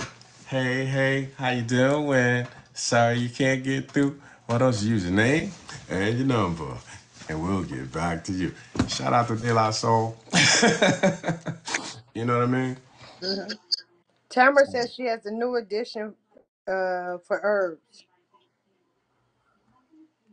Break it down. Tell us. Mm, I'm not sure what she has. We're going to have What's to that? ask her to give it up. You have to tell us in the comments. Mm-hmm. Right, come on. Come with it. Tell us. Did Derek come back? Please come back. Come on, Derek. Sent them an invite. You want to come up tomorrow? Tomorrow want to come back too. Come on, all right, we're gonna let Derek come back. Tomorrow, tell me what you got tomorrow. She just waiting her little beautiful 320 garlic bulbs. You good, Derek? Yeah, I think I'm.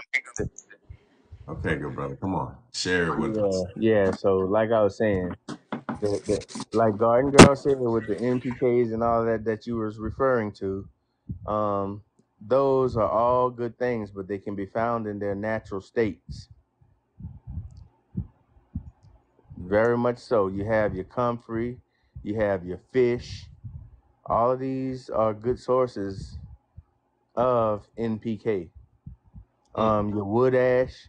If you barbecue, if you're burning fires in your home, and you're burning out of good wood and not painted wood, you can use that wood ash. It brings a tremendous amount of nutrients back to your soil, Beautiful. and so that is a lot of what I do. So when you say I create monsters, that is the way I create monsters. Well, we already Through know, brother. You got dinosaur food out there, okay? You ain't got regular food. You ain't got regular squash. You ain't got regular turnips. Your turnips look like the size of a person's head. So I call you dinosaur food, Derek. You know what I'm saying? I'm just messing with you, my brother. No, man, you're doing extremely well, good brother. it's Whatever you all doing, keep it going. it's all through natural. I just refuse to do the chemicals. They've been putting that in our system so long that I mean, I have 80-year uncles, and they still, oh no, you got to put triple 13, triple 10. Yeah, 10, But 10. no, I can't do that. Be careful. Careful. My brother. I guess we'll be back. Look at the coffee cup, y'all. Y'all see him steaming over there? Willie beaming, steaming. Wifey calling him again. Okay, we're going to put him to the side. You know what I'm saying? Till you get that together.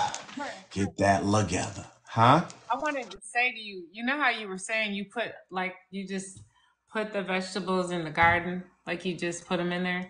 So, this whole chaotic gardening or chaos gardening that people talk about, they typically, it's really for like leftover seeds. So right before germination, you don't waste your seeds, they just like throw them out. But that is, I'm not saying that that's what you're doing, but that's like still a viable way to garden, right? Letting Yeah. nature take its own course in that sense. There's a lot of people that do that in like different countries. They got fields of stuff that's like sporadic. They know where it is, but it's like sporadic and thriving. So, it works. I just wanted to say something about that earlier. Man, I wanna say something to what you saying on here. Let me go ahead and drop me up. Let me big me up, okay? I just big myself up. I'm always bigging y'all up. Okay, here go the garden drip of the day. Okay. It is estimated that the earth is 66 trillion years old. Okay. So that means we have been gardening and farming for hundreds of thousands of years. Okay. The shift was around 1941, as legend has it, when they start making bionuclear weapons and whatever they was using as far as nerve gas, nut mustard gases for war. They started to take those elements and put that into the soil to start creating a revenue stream, manufacturing these things for mass production, assembly line. The country is growing, the population is growing. They wanted to get to fast food. That chain was going, women into the workforce, all of these things was happening at the same time, right? So as these things was happening, they start planting different things, right? And if you just plant a row of soybeans and whatever, let's just go George Washington Carver, shall we? You've been planting peanuts 18 years straight. It's depleting the soil system, right? You can't get no more. You can't pour from an empty cup. So then you have to start switching and rotating your crops, right? So you went from peanuts to soybeans and vice versa. So our soil has been impacted with all different things as the Industrial Revolution started to flourish. And they start making chemicals from rubber products. Okay, we went to Vietnam and found the rubber tree plant, and now we got tires. Tire industry has been improving. So all of these things are like the gases are going in the air, it's coming back down in the form of acid rains. So it's, all of these things are impacting the soil. Now, this is when I'm bringing you to the conversation that we're having, right? So in order to, let's say, combat all of these things that's going on globally and industry wise, you have to put different. Okay, all right. Sorry, I built that on a bad foundation. Let me help If you out there. Let me help you out because I know where hold on, you're let me coming land the from. plane. Let me land the plane. Let me land. I'm gonna get. I'm gonna go 1, 2, 3. Here it is. So here you have here you have your crop, right? And it's already, as Derek was saying, it's hard. If you don't put, if you just put one, okay, it is said that it may take us 20 years for our soil to get back to where it was before 1941, right? Because it's so hard. It's densely packed without dense nutrient in it. So the only way to combat that, if you plant one crop, it will take, if you change the crop once a year, it would take 20 years for that crop, for the biodiversity to be in that crop, for it to be a viable food ecosystem. However, if you took 20 different crops and put it in that same plot, it would take you 1 year for it to have the biodiversity in it. That's the math problem that we're all having. Okay? Now, if you want to add on to that, good brother, let's go. I'm ready for that conversation. Let's do it. Now, now I'm gonna tell you something. Peanuts, peas, English peas, snap beans, all of your beans, when grown after a heavy feeder like a tomato or a bell pepper, they replenish the soil immediately. There is a 7 year term in gardening when you plant like that. So if you plant tomatoes here one season, the nutrients in that soil is pretty well depleted. So right after that, you plant a peanut or you plant a pea or you plant a snap bean. That nitrogen goes right back into the soil, and it's proven. Correct. That's biodiversity. We're both saying the same thing in a Yes, sense. you never ever wear out your soil by doing Correct. that. But other Correct. than that, like you said, 20 years, if you farming corn and corn on the same plot of land for 5 to 7 years in a row, you are going to have that problem.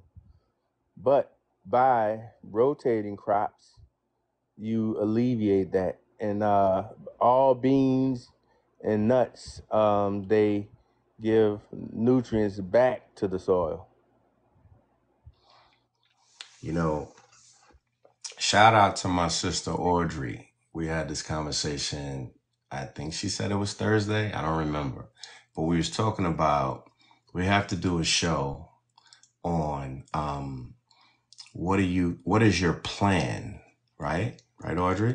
We was talking about what is going to be your plan to um have successful different crops, your crop rotation, this and that and the other. And I'm just gonna just kind of give it a glance over. We should do a whole show. I'm not going to steal the thunder because you guys got to tune in maybe next week for this show. Okay. But this was what Audrey wanted to bring to the community. So let's say, hypothetically speaking, you're growing something like potatoes. Everybody knows potatoes take 90 to 120 days to grow in your yard. So what you might want to start off is something which has a shorter duration, let's say spinach, which is 45 to 80 days, 45 to 50 days. So you may plant a little bit of spinach, right? And as you're waiting for that 120 days where you pulled the spinach, now you could put maybe some corn or, your beans, whatever fits or tailors to your unique growing style. As you're pulling certain things, let's say it took 45 days to pull the spinach. Now you could put something else that would grow in sync with your potatoes coming up, because that's your biggest duration of crop. And just like Audrey taught me, start putting your pumpkin and squash seeds in early in February, because this takes 180 days for these things to grow. That's sensible. You won't wait to the summertime to grow that. If you want that to pop off in October or September, you have to start early. So she reminded us that. Audrey reminded us to put different peppers in, and no, not peppers, I'm sorry, to cold stratify some of our seeds. She kept telling us, she was urging us in December, put some of those seeds outside, put them in a bucket, so this will stratify the seeds now. So when you get time to where we're at now, where spring is springing, that's when they're already cold stratified and they can just go in the ground and germinate properly. I mean, Audrey, if she wants to share that, she's probably better to speak on this. She's in the room. I don't have to talk about her No, like she's not you there. Right. you said it right. Yeah. I mean, yeah. You said it right. Yeah. Yep. Just actually plan the plan out. Don't just let the gardening season happen. Like take some time to think it through for a successful season. So you're thinking it through, adding what Grow Girl brought to the table today, the toxicity of plants. And then Derek brought, you know, the things that could help comfrey, planting that, interplanting those things. But let's make some deliberate plans in our gardens. Do our research and for it to really be successful. Like, oh, I just didn't have a good season. Grow Girl says it all the time. Well, why didn't you? Do you even know what kind of soil that plant that you said you didn't grow well needed? It's not fair. If you Right. want the plant to do something, but you didn't give it everything it needed. So that's where the importance of just kind of doing your homework before you go just enjoying the soil and spending water and you ain't Yeah, you just ain't you didn't amend nothing. And you're right, all Audrey. Just amendments are not good for all plants. don't jump out there and just throw seeds in the ground without a plan. Yeah. Gardening is just like anything else. You have to plan to be successful. Yep. That's all, just encouraging people to enjoy it, but get your notebook and draw some pictures and say, hey, this is what I got here. This is only gonna be in here 6 weeks. This, and then this is what's gonna take me to the fall, and this is what's gonna build my nitrogen back up, and then I'm gonna circle back around and plant my cover crop for the winter, and then I'm gonna be ready for the spring. Cover crop, garlic, bulbs, all that stuff in the fall. So yeah, I mean, it's just being closing the gap, closing that circle up of lack. Somebody just quoted you. Okay. You got to plan to be successful, okay? That's right. If you fail to plan, you got to know you planning to fail. Let's go. Yeah. And Audrey. we don't want you to get into this and be like, oh, it just ain't for me. I mean, but what part of it's not for you? So we just want to make it more enjoyable because you know where you're going with it. I would encourage, if I may add, that you journal. It's important to journal. Um, I used to have a pastor that used to say, paper remembers and people forget, right? So it's important for you to, for each section or however you journal, everybody's different. You may have different types of journals. I had a journal just on soil testing at one point with my lawn. Because it can get that deep. But you can go back and see where you were successful with something one season, and you'll see what you did and all of those things. It's really important to do that, and to push yourself to continue to do it, because it shouldn't be a chore. It should be something you enjoy to do. And you can go back and look on it, and then it can become an heirloom for your family later, like recipes, things like that. So it's really cool. An almanac, for a lack of a better term. And when you're asking for funding, they're going to ask for like grants for agricultural grants or anything. They also are going to want to know, what have you produced? What does your season look like? So now you get in that mindset too of, if this develops into a business, I know how to catalog or chart what I did. I know my growth cycles. I know I have 14 weeks to do it, and this is what I do the first 5.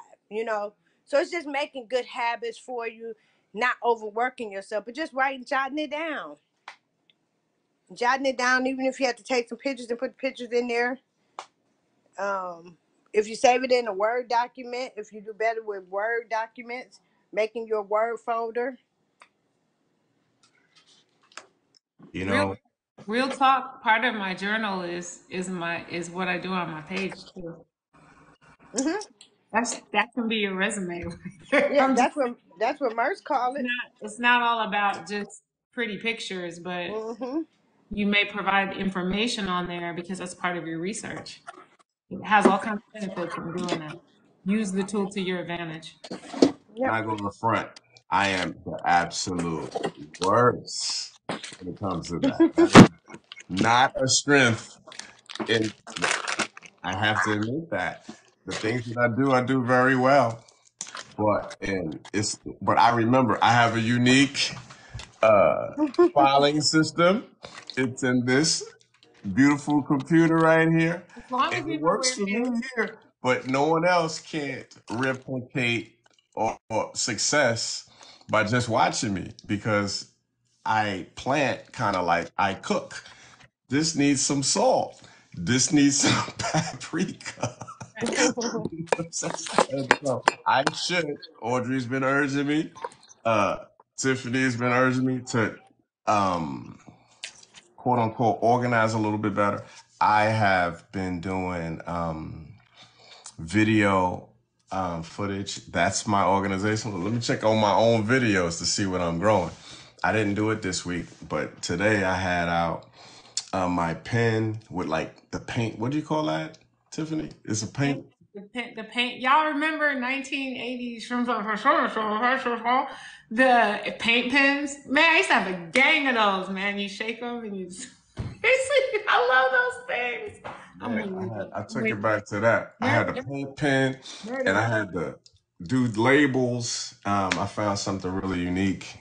I don't even remember where I bought that thing from, but it's something to do your labels because my labels suck, man. Like in them little grow machines, the condensation is sweating out the permanent marker.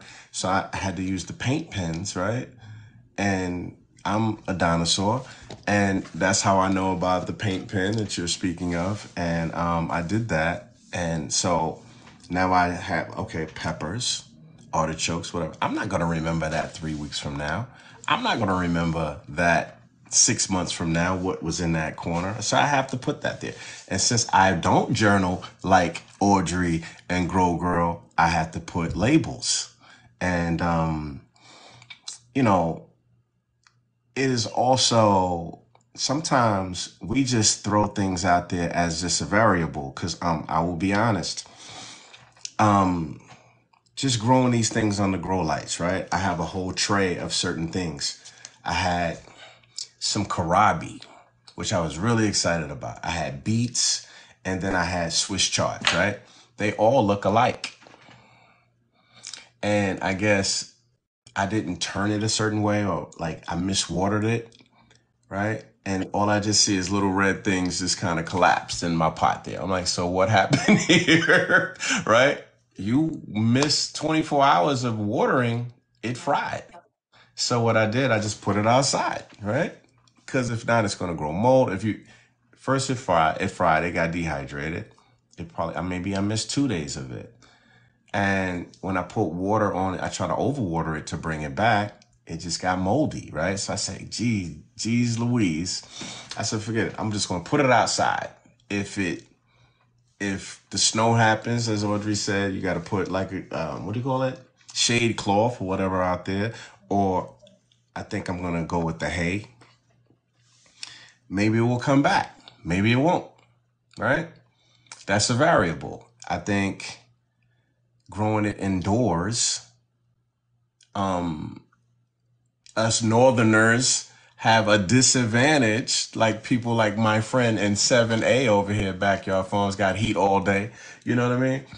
I'm in 7B. I'm running grows on 7B. We don't have the heat. You guys got 90-degree weather, right? 9B, brother. 9B. 9 Bravo, okay? Right. So you got 90-degree weather, brother. Look, sometimes it's 30 degrees outside, and sometimes today was 67. But the weather dropped. I went to the store. I'm wearing a sweater right now. You ain't seen a sweater and I don't even know how long, good brother. You know what I mean? So we have to plan, and it sucks that sometimes we be so excited to do certain things. I just put it all outside, man. And it's like, you know what? It's gonna die in the house too. What do you do? It's tricky for the sevens and below because you've got to really be good at strategy, right? And you're really taking a risk. Like April 1st is a risk. You put it out there, like Audrey was saying. There were a few seasons ago where we had a frost on April 1st and we had a frost on April 15th.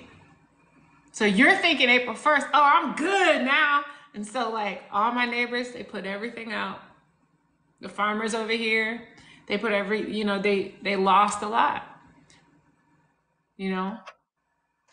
And so I was like, like the next season, I was like, I'm gonna wait until April 22nd because I didn't want to lose anything.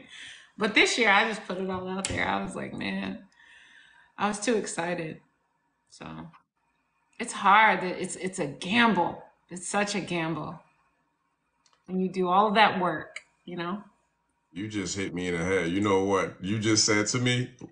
I don't know if y'all heard it, but it said I heard it in my head. She put the food out there, and it snowed. April Fool. That's what nature said to you. You put your food out April 1st, and it froze. April Fools. That's hilarious, and it happens, man. And like I got a friend named Chris that's in South Bend. It snowed over there the other day. Yep. That's crazy. And I guess she's going her little pineapples and potato slips, and she looking like, "Ooh." And I said, hey, man, I had to play the song. Prince had a song. Sometimes it snows in April. You know what I mean? I had to take it back. But man, In listen. Michigan, I remember it snowed in May. Real talk. That's disrespectful. It's very disrespectful.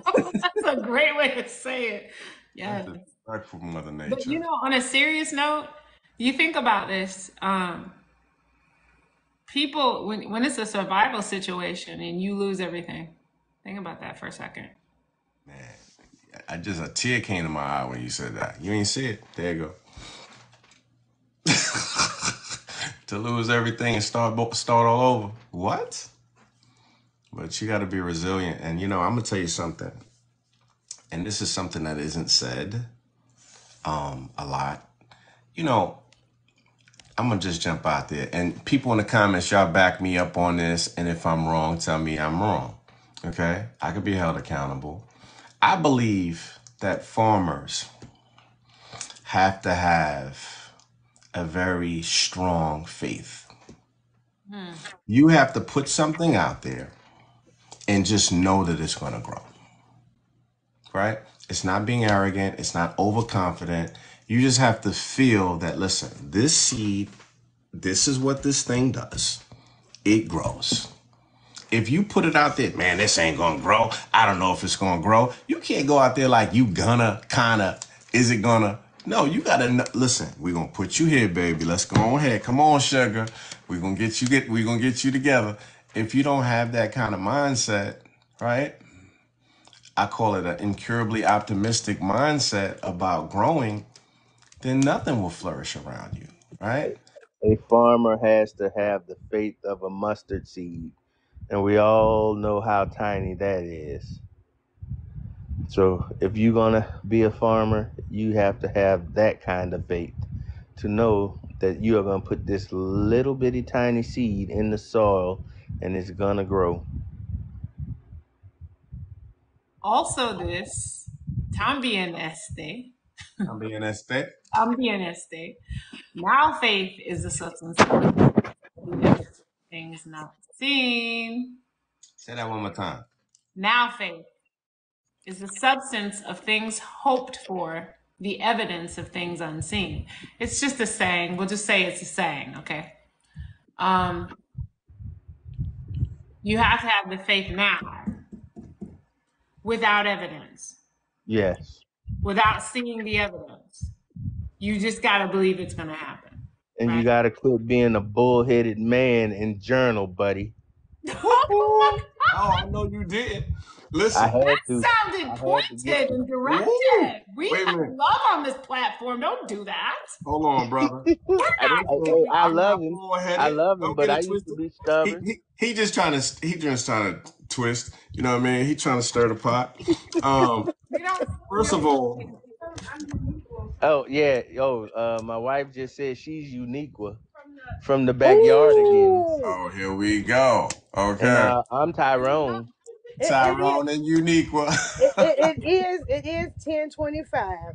So this mm. is Garden Gumbo after dark. Oh, Clearly, we. This is because the popcorn gloves right just now. came off. Backyard, Look, you and the missus just pulled the boxing gloves out. She was like, "Oh, let me get my lick in too, right quick." don't start nothing. Won't be nothing. Come look, on, look, look, honey. look. Hold on. If you don't want to come to the show with content creators arguing all over you, talking all over you, come to the gumbo, okay? First and foremost, Merce Knight that came into the building. Listen, man, First I'm night. not bullheaded, whatever you said about journaling. I am doing what I call digital resumes. I film what I'm doing because I know I'm going to forget, right? And that's better for me. That's my process. I will put it out there. And, you know, sometimes when you're playing with so many different soil, Well, right? you gonna laugh. Flora, right? I work with so many different flora, right? I'm going to tell you a short story this week. I was perusing my neighborhood and I went to certain different gardens around here. April 1st, on every garden lot, it says we're open for business from, let's say, 8 to 10 p.m., right? All of these are different community gardens. There's 60 different gardens in my neighborhood. And I think I'm friends with maybe 5 to 6 of them. So I'm over there knocking on doors because I intended that I wanted to bless, excuse me, I wanted to bless different people in my neighborhood. So nobody was open because it's raining and all of this thing was going on. So I passed by this plant in my neighborhood. And at first glance, I thought it was dandelion root. I said, ooh, there's a bunch of dandelion root. Now everybody was doing the purple nettle. I was about to do a whole digital resume on the dandelion root. This thing fooled me.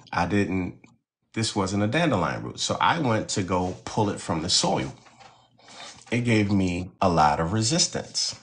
It was the bitter dock. So I clicked it. What the heck is a bitter dock? This was a blood purifier. It helps with the whooping cough and jaundice. And so I said, oh, I didn't hit the gold mine because in this neighborhood, and it just so happened to be the projects. I said, man, now, freeze flame, here we have a plant in the hood, right? I mean, I can't tell you how many people done urinated on there, how many dogs done urinated on this bitter dock. I said, man, so it was an air purifier and a soil purifier. I said, man, so here we are. Here's the deeper dive. I went through a whole rabbit hole on this. I said, so in this neighborhood, which so happened to be the projects, I said, the creator wanted to purify this neighborhood. It might have been dog feces on that plant and everything. Okay. I came home. I couldn't I couldn't I couldn't pull it up. I went back out there with my shovel. I hit the taproot. It broke my shovel. Right? This was strong. I said, man, but I'm resilient. I said, oh, I'm gonna find a way. I went back out there later on that night and I just hit it with a different shovel and eventually I pulled it up. And when I looked at what this plant does, it was a plant that curbs erosion. So, in a spot that it's giving you too much water, that's going to soak it up. That's why the root system was so strong. It looks like the dandelion root. That's what I'm bringing you back to. So, so here's this bitter dock. I had to, pressure wash this bad boy because I got it off the curb. I cleaned up the root system and I planted it in my yard because I need the purification of my yard, right? I want air quality purified in my yard. I want detoxifying element in my soil, right? And see, when you are learning about different plants, no one would have ever guessed that that plant did so many positive things for your soil and for yourself. And it's also it becomes a plant companion. So, in the midst of learning about different um, species, anything that's dealing with doc is like doctor, burdock, yellow dock, bitter dock. I could go down a list. And the bitters, anything that has to deal with bitters, that's going to be is dealing for diets. Is dealing bitters are good for the body. I could go on a whole show just on bitters, right? Our Caribbean and East Indian people live by bitters. So, man, we're so used to things that's sugary and things that make us feel good. No, these things are here to clean us up. These things that help reverse certain ailments. You got sugar, you got all these different things that are messing up you chemically. You know what I'm saying? She said it helps to control weight. Man, listen, it's so many different things. So, like I said, here we are. The Most High put this in a neighborhood where I was laughing. I said, man, I know, Joe, when I was pulling it up, they said, man, what you doing, bro? Why you picking that? Why you digging that up? What is it? Can you eat it? I said, man, thanks to y'all over there urinating Hennessy on this plant. And This plant right here is gonna clean up a whole bunch of stuff, man. But I had to teach people in my neighborhood, man. And I said, hey, they was like, hey, brother, what are you, like some kind of herbalist? You a doctor? I said, no, brother. I mean, I'm learning just like you. And this is part of the battle. We are. I had to teach them all different type of stuff. Like sumac was on these trees, and they was like, man, I'm holding council in my neighborhood. And little kids, like, I love the kids. Merce love the babies. You feel me? So the kids was like, where did you learn all of this stuff? You know what I'm saying? Listen, when you are walking through your neighborhood, sometimes you don't even know. You walking over things that could be a gold mine. You know what I mean? And it could be improving your health. And, like different things. And I'm gonna land the plane. I feel like I'm talking too long, but let me just say this. We had a whole conversation, whether it's this week, last week, some of these conversations are all melted together. We had a whole discussion on the purple dead nettle. Why are you using the purple dead nettle? Like anybody that's using things for allergies and sinus and so on, so that plant is what that is for. So here you are buying these over the counter drugs, and you could just be getting these things out the yard. And we have to be a little bit more diligent and like research wise, like my sisters over here, they keep me accountable. And, you know, this is that. So back to you, Derek. Okay. It's not that I am not organized. I just think I'm playing with a lot of different flora. And some of these things I'm still learning. So the passion for me is that I'm learning things every day. And what's very beneficial, right? I am what you call a distiller. I'm reading all of this jargon every week. I'm in books after books after books after books, right? I distill it and I bring it to you. I chop it up in a way that I could deliver it to you in a very entertaining way. And that's just why you guys tune it. Okay, well, Instead of sitting and reading a book. that's not what I'm saying, buddy. I'm just saying I have a cheat code. See, Uniqua is my journal because she will be like, you planted that like that last year and you flipped it. Won't you do it like this? So that is my journal right there. My journal lays next to me every night, so I know when I done Excuse messed me. up. but Excuse me. that's what I'm saying. Sleeping journal. Okay. Yeah, I got one. I got my journal right here next to me, so she kind of knows. And you did this last time and it didn't work. You better kiss your journal. Okay. I Tell your sure journal am. I said hi.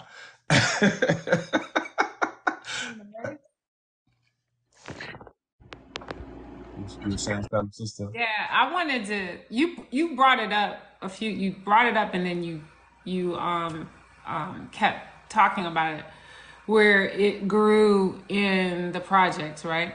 And you were talking about how, or alluding to the fact that possibly, probably, there's a need for that in that particular location. And I wanted to bring light to that point in that several of us have in our content been talking about foraging in our yards one way or the other, right? Whether it's whatever kind of nettle it is or whatever we're finding, but it's possible that what is growing in your yard, I know this is a little deeper than we probably need to go, but maybe that the ecosystem or the universe is, you're in tune with it, there's a frequency, there's a vibe, and maybe what's in your yard is what you need for whatever it is you're dealing with, or your family. I believe that that's one type of provision, right? Purple, the nettle just showed up in one of my garden beds, and then for this whole time I had these planters that had golden dead golden nettle and purple nettle. I didn't even know what it was. I thought they were weeds. You know, I didn't know what that was until everyone started talking about it. And so because we have community, I was able to learn from all of these people talking about it. And I was like, oh, I got that. That's in my yard. I also wanted to say this. I'm the one that brought up the journal thing, right? We all have different ways in how we do it, right? It's just to have a practice of doing it. It may be somebody else doing it for you. It may be writing it down. You may have a photographic memory. I ain't got that. I got to write it down. But we all have different ways of doing that. And I think if we use those practicums, I think that's what's most important, that we're utilizing them. That's all I have to say. Practice makes permanent, and I love that you said that. We all have strengths and weaknesses. I think that more so about, all right, I guess, okay. Necessity is the mother of invention, right? Being that necessity is the mother of invention, I'm always thinking about how do I improve the soil overall. Because if your soil is good, anything you put in that bad fella, it's going to pop, right? So that's always going to be my deal. I don't care if I got dill, fennel. I just literally did this. Kohlrabi, pepper, chives. I got all this thing going on. I literally planted 600 plants today. 600 plants today. You know what I'm saying? How many? 600. Let's go. Garden Wars, let's go. I'm on your tab. I'm on your neck. I'm on all your toes and potatoes. I'm just beating on my chest. But honestly, I'm doing all of these different plants. And if I just put 600 plants in there, you think I got time to label 600? You really think I got time to okay, I got turnip, I got this, and I ain't got time for that. I just know this is brassicas. These are herbs. That's it. That's about as much labeling I'm gonna do. You know what I mean? And hey sis, I pulling it back, dialing it back just a little bit. I think that as some of these things with different maturity dates, right? All right. Back to Audrey's point, planning for success. And this is where the rubber meets the road for me. And this is kind of a weakness, but kind of a strength, right? For me, I plant so many different things in my yard, right? Win, lose, or draw, whether, they're going to fight for sunlight. They're going to fight for nutrient. They're going to fight for whatever. Whatever's start to come up first, I got back transplant that. All right, you're going in here with this pecan tree. Turnip and a pecan, it don't go together. No, it doesn't. But if there's room in a pot, it's going. And if it's growing there, I'm not going to worry about that later. As it starts to get bigger, I may chop it, I may move it, whatever. That's me cooking. And it's probably from my Navy days, right? I used to cook on the boats and stuff like that. I cook for 600 people. You think I got time to worry about one egg frying in that pot? No, ma'am. So it's not that I'm stubborn, and I could use some assistance. I hope the kids come out here and enjoy playing in the soil with me. But if not, that's fine too, But I think I'm doing really well at managing some of this stuff. And can it be better? Can it be tweaked? Yes. But for the most part, I'm just happy to be able to say, the goal for me is, here we are, necessity is the mother of invention. The goal for me is permaculture. So if I could get to a point that I know, let's say artichokes are going to grow in this area every year from this point on, I'm happy. Every year is not going to be, excuse me. I know I got the belches. Every year is not going to be successful, but if I could come in my yard, oh man, what's happening out here? Where I'm going? Oh, we got carrots. Thank you. Oh, I got sweet pepper. Oh, beautiful. What else we got? We got potatoes. Not yet. All right. We were still working on you. You know, that's how I talk to my yard. Oh, we got some strawberries. Oh, we got some elderberry. Okay, let's happen. So at the end of the day, I'm making useful land useful, as the brothers would say. And if you have different things going on, it's some things are late bloomers, some things is on the fast track. At some point, we all gonna greet each other. And as far as I'm concerned, I have my little. This is really bad, but I got my little pot there, and I just be like, put it in the little thing here, whatever is shaking of the day, that's gonna come home with me. And that's less things that I gotta go buy at the store. I'm shopping in my own yard, you know? And, you know, I'm happy to be a part of this community, right? I was sharing, like I said, with one of my friends that's in South Bend. And she does hair products. She got dreadlocks. They're coming down to her feet. Okay. And she's using rosemary and sage and all of these beautiful things. Hey, Courtney, you know, she's using all these products, right? And I said, man, I got some apple man here, clip, snip, snip. And she said, man, do you know how amazing that is? I got to go and buy mint. I got to go. So you over there just chopping mint like it ain't nothing, you know? And she was teaching me how to do hair products, you know, how she's putting different herbs together to fortify her hair, make it grow, and so and so and such and such. You don't know that we can use every bit of these herbs. Sometimes we could use the roots. Sometimes we could use the leaves. Sometimes we could eat the actual fruit. Sometimes we can boil these things and make teas. So there's so many different things that we can use these products for. And whether you want to, I'm not really set up right now to actually sell products, but learning products, right? Oh man. All right. Sorry, good brother. My brother dropped down. Learning these products, selling products, or whatever the case may be. But what's more importantly is that we're using these products, and you're using the products that you grew yourself. You know, you ain't about to put no pesticides and harmful chemical stuff that's in your yard that you're going to use with yourself. You know, you think about your animals, your grandchildren, and all of that stuff that you're not going to put crap in your food systems. And just with that mindset alone, you're winning, you know? So it's all about becoming better for yourself and doing for self. We can't trust nothing that's going to be in these supermarkets anymore, man.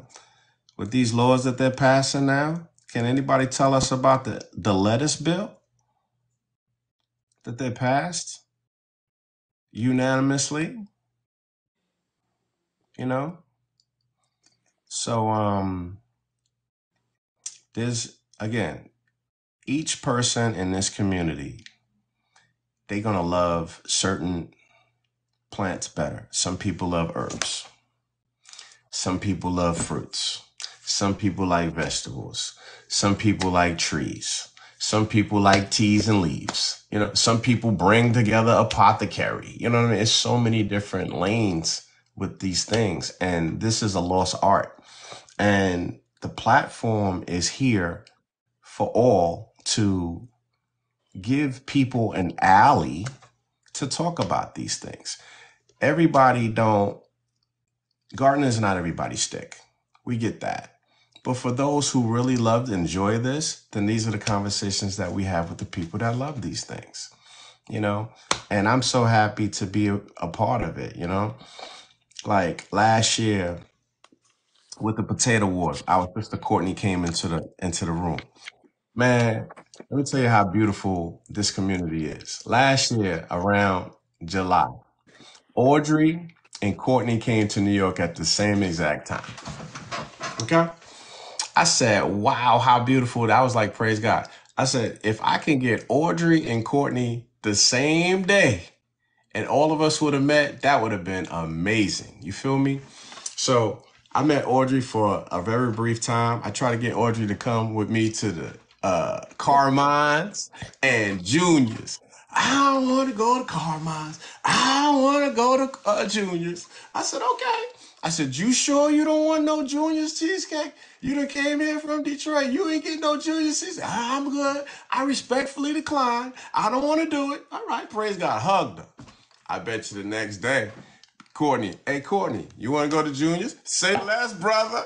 We pulled up in front of Juniors with the quickness. I said, see, I was getting my Juniors fixed. Courtney's in the house, you know what I mean? And we went to Juniors and we tore it down, fella. So, I really wanted to spoil my soil friend to get some of that Junior's cheesecake, but she don't know. She don't have no point of reference. She don't know how good it was. So, you know, that's it's a beautiful thing. And guess what? I didn't twist her arm, but No, you didn't. you know what I mean. So it's a beautiful thing, and we had a great time. And she was still enjoying her birthday, you know what I mean. So I'm happy that it even happened and it went down how it went down. Mm-hmm. And the brother was talking about Jerusalem artichokes too, by the way. Hey, nerdy girl. I was gonna show you what I'm working on. I don't know if you'll be able to see my. This is part of my journal. Beautiful. So I drew out the pictures of the butterflies, and then I go ahead and make sure that the plants that they like, I make sure I put them in the butterfly garden. So that's what I'm working on. That's serious right there. Beautiful. Yeah, Not serious, but serious. Okay. yeah. So Serious. I get the butterflies that are native to Michigan and get the plants they like. So I had the swallowtail because I have the fennel. So I made sure I had plenty of fennel out for the swallowtail, and then I have the milkweed for the monarchs. But I wanted more. I wanted the morning cloak. I want it's real pretty purple and yellow. I wanted that one. I wanted the red spotted purple. That's what it's called, red spotted purple butterfly. It has like it just flutters. It just flutters a lot. So that was my homework. Drawing the little pictures best I could draw it out and making sure I get those plants in the greenhouse, the seeds and then the plants. Now, I appreciate your share.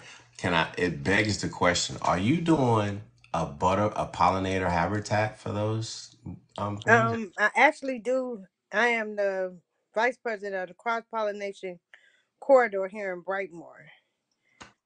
So we have transformed 12 lots from blighted homes to we have a high tunnel. We have a grow station where we have 8 beds for youth to grow during the summer. And then we made a putt putt like ring toss. We can't do putt putt golf in the city, but we take the ring. We actually carved it all out, had it bricked in, and so it's like a 9 hole thing. But we do ring tosses. But at each ring toss, there's a perennial plant there as well. And then we have aquaponic type of flowers that grow in the center. We got a solar pump and it comes up and splashes water but there's flowers that grow in there that just like the water, like the pennyroyal. And pennyroyal is really good for your energy. It has tons of medicinal benefits. And then on the other side of the street, we have murals. The street is blocked off.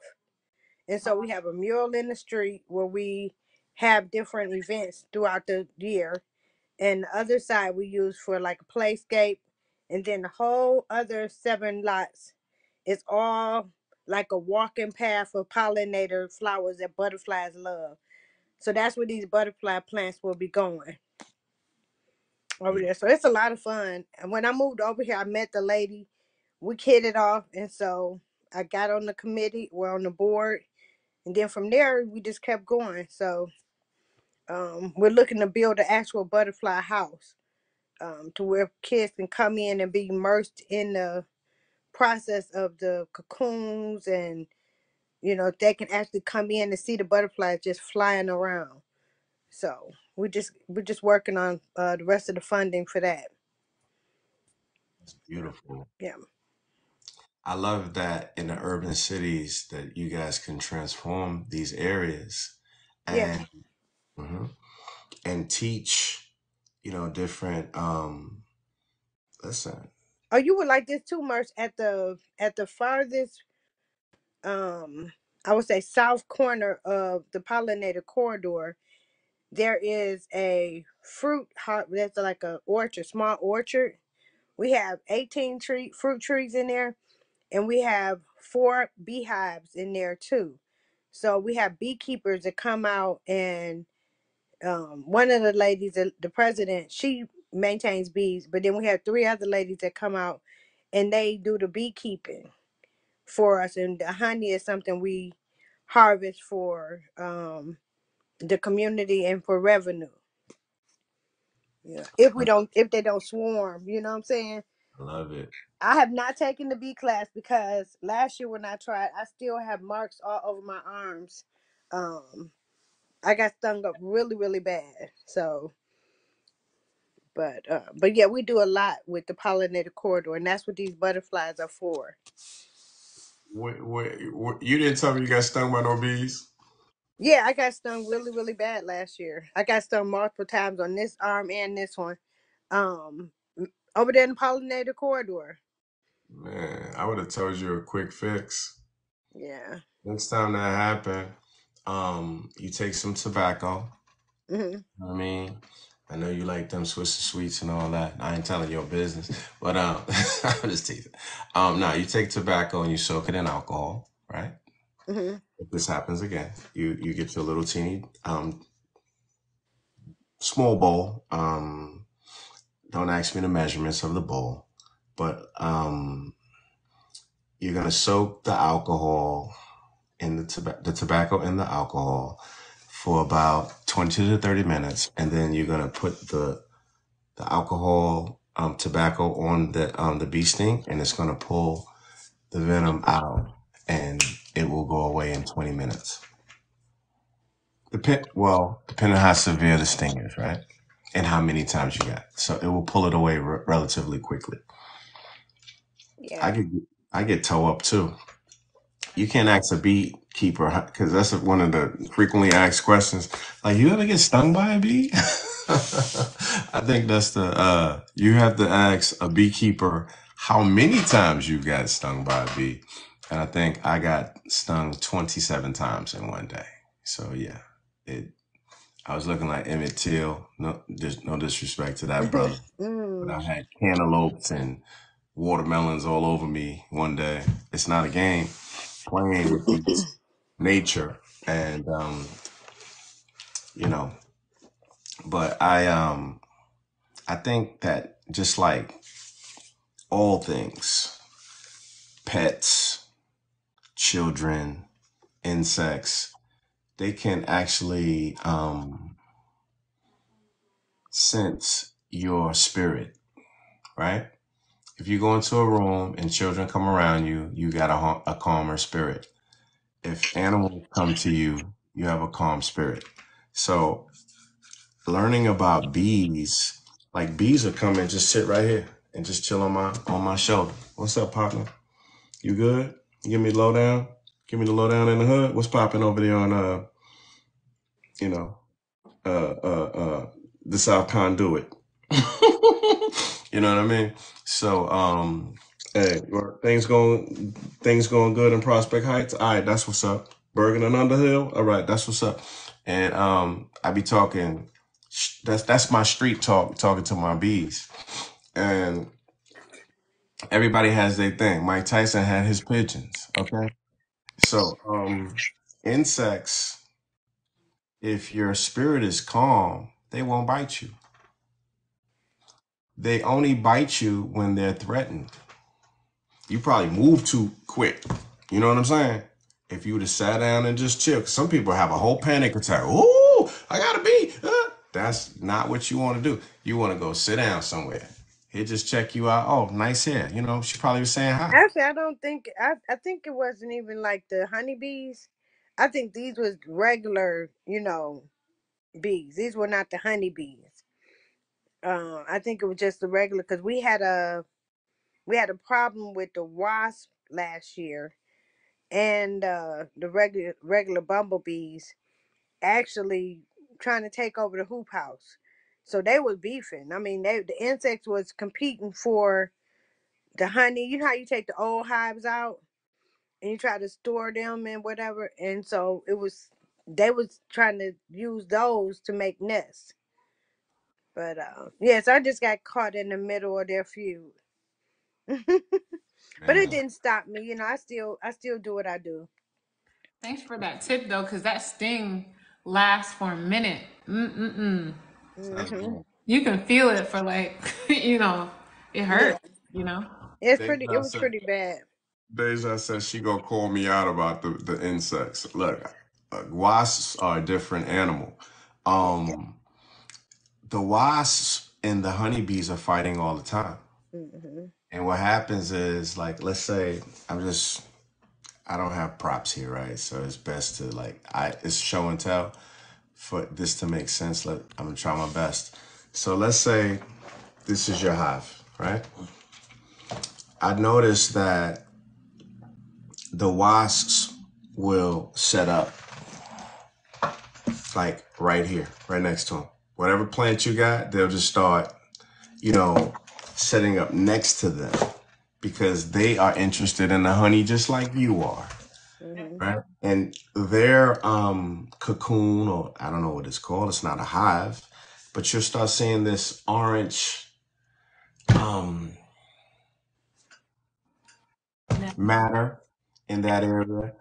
If you're inexperienced, it kind of look like when you set down some gorilla glue and it expands. If you start seeing that, it's a nest. Thank you. Um, dig that up with the quickness, you know what I mean, and put it somewhere else. Yes, thank you. Wash, build nest. Thank you. I was searching for the words. Thank you, It's guys. down to Thank you, community. Right. It's building a nest. And so the wasp and the honeybees go to war all the time. Hmm. And this is where experience is the best teacher. So if you guys didn't know, honeybees are all female, right? The warrior bees are protecting the hive. The females go out and help pollinate. The warrior bees are sitting in front of the door. You know what I mean? And like you have to watch them in their season. So for me, my hives, the bees are shooting out 5 o'clock in the morning. They just like going. They going all day. So I be on the roof. I be sitting back, chilling, doing what I do to relax. About 8 o'clock, just as the sun going down, you see them. That's like, hey, all right, everybody get back to the crib. The lights about to shut off. You know, like your mama told you back in the day, when the lights shut off, you got to get your tail back home. So, if any of these so-called honeybees that don't belong to that particular hive, you're gonna get mashed out posse. So sometimes you'll have a wasp that'll go up in there that try to nuzzle their way in there. He not gonna, you'll see him laid out outside the hive, incapacitated, decapitated, uh, not unalived. Okay. And same time, um, I learned that I had different type of species of bees. I had some Saskatchewans, I had some Italians, I had some Russians, and I had a whole story plot going on over there. One time, the Russians and the Italians was warring. Okay, they was warring at I called it the blackety black honeycomb hideout on top of my roof, and I don't know why. I guess Each of the hives look different. I painted them with the same colors, but I learned that they see colors too. So if one of them, I'm gonna do green, yellow, and white, or red, black, and green, yellow, orange, and whatever. The bees kind of got confused, and there was a lot of swarming, as you said, and it was warring. And there's a lot of casualties of war of bees on the roof. And I woke up one morning, it was like 300 dead casualties there. And I said, I'm going to sweep it up because I was busy doing other things. And cycle of life. The next morning, I saw blue jays, I saw red robins, I saw all different type of birds on top of my roof, and they was like, don't need to throw these away.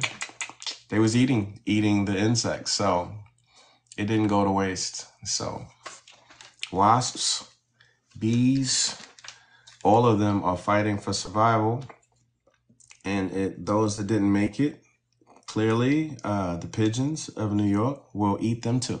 So any other passerby bird life come to this wild kingdom will also enjoy that. So My Tennessee friend, my Knoxville friend Deja was talking about hornets. We had hornet issue here in Georgia. Those things are vicious. Vicious. That's all I'm gonna say. But she had mentioned that in the comments. that's what's up, man. All of these bugs, man. Some who's this guy? Johnny Ruffin said he's gonna add bees to his farm this year. Okay, good brother. Keep us in the loop. Deja said the hornets are hateful. It's rough, man. It's like, back to the super bug conversation. It was an Asian hornet that was raiding beehives, and they would jump this guy. He would just be so big. It's like one of those super bugs, and it takes 10 to 15 of them honeybees to like wrestle that guy down.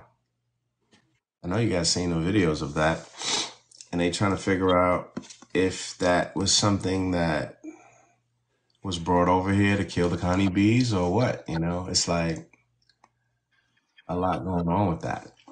What do you know about? Because I know there's some people that somebody gifted me a mason bee house. Do you know much about those? Mason bee house. Mason Mm-hmm. bees. Oh yeah. Carpenter bees. Is that the same thing? Some people put them in like the closed greenhouses Mm-hmm. in there so they can have the pollination in a Mm-hmm. confined space. They're not as aggressive, I guess, or aggressive at all. I don't know much about them, but I haven't used the house because I mean, I would have to really study that to Is do that that. the one that looks like it's circular? A Like, That's little bit. exactly the ones. yeah. Well, they cut out like half moons, right? And Yeah, they my use the whole my leaf for something else. back of my fence has holes all in it. So yeah. So Okay. I think that's pretty cool, and I guess you have to preserve the house at some point because Mm-hmm. they hibernate in there. I don't know. A whole study. I wasn't ready I for it. leave that part of the corridor to Rise and Rose. Rise and Rose are the two ladies that are the beekeepers for the pollinator corridor. I handle the dirt and the plants and the research. I haven't been trained. I don't know enough of what I don't know. I don't have a lot of experience with quote unquote carpenter or mason bees. I think that all of these bees have Oh, different. y'all, it's 11 o'clock. Oh, All right. I'm Yeah. having such a good time. Now y'all go ahead. Y'all chill. Y'all chill. I will catch up with y'all on the rebound. I'm I'm gonna gonna jump finish off my here and statement. We're gonna jump off too. I was gonna say, carpenter bees. They just serve a different purpose, just like bumblebees serve a different purpose. You'll never see a bumblebee in a beehive Yeah. Bumblebees burrow in dirt. And carpenter bees, obviously, they have their own hive, right? So what I know about those carpenter bees, you'll know that they start cutting away your leafy plants, and they got their own purpose. I don't use those quote unquote basin or carpenter bees Ooh. because she said they're 100 times more effective pollinators than honeybees. That that could be possibly true. Hmm. Um, I don't use them because they don't work for me. I got my bees working for honey. Okay, so the honey brings the money. Okay, so I don't know. I hope your carpenter bees build you a great home. And with that, we're gonna all shut it down for today. Um, if you guys got any last words, anybody want to close us out? Just Or go and be great this week on purpose. be great on purpose. You said something, sis? Tiff? No, I just said on purpose. That's all. On purpose. All right, everybody, thank you for coming on this beautiful April 8th, the solar eclipse. I hope Right. it brings you A success. little seasoning, a little seasoning, a little A gumbo little seasoning. seasoning. I hope the spring is opening up for you, warming up for you, and you have abundant harvest. Shout out to every guest that came on here today, everybody who liked the live, shared the live, got some information from the live. If you guys are interested in coming on the show, please email us at thegardengumbo@gmail.com, and we'll see you there, and we'll take it from there. God bless you All right. all. Good to see you guys. All Peace. right. Peace. God bless.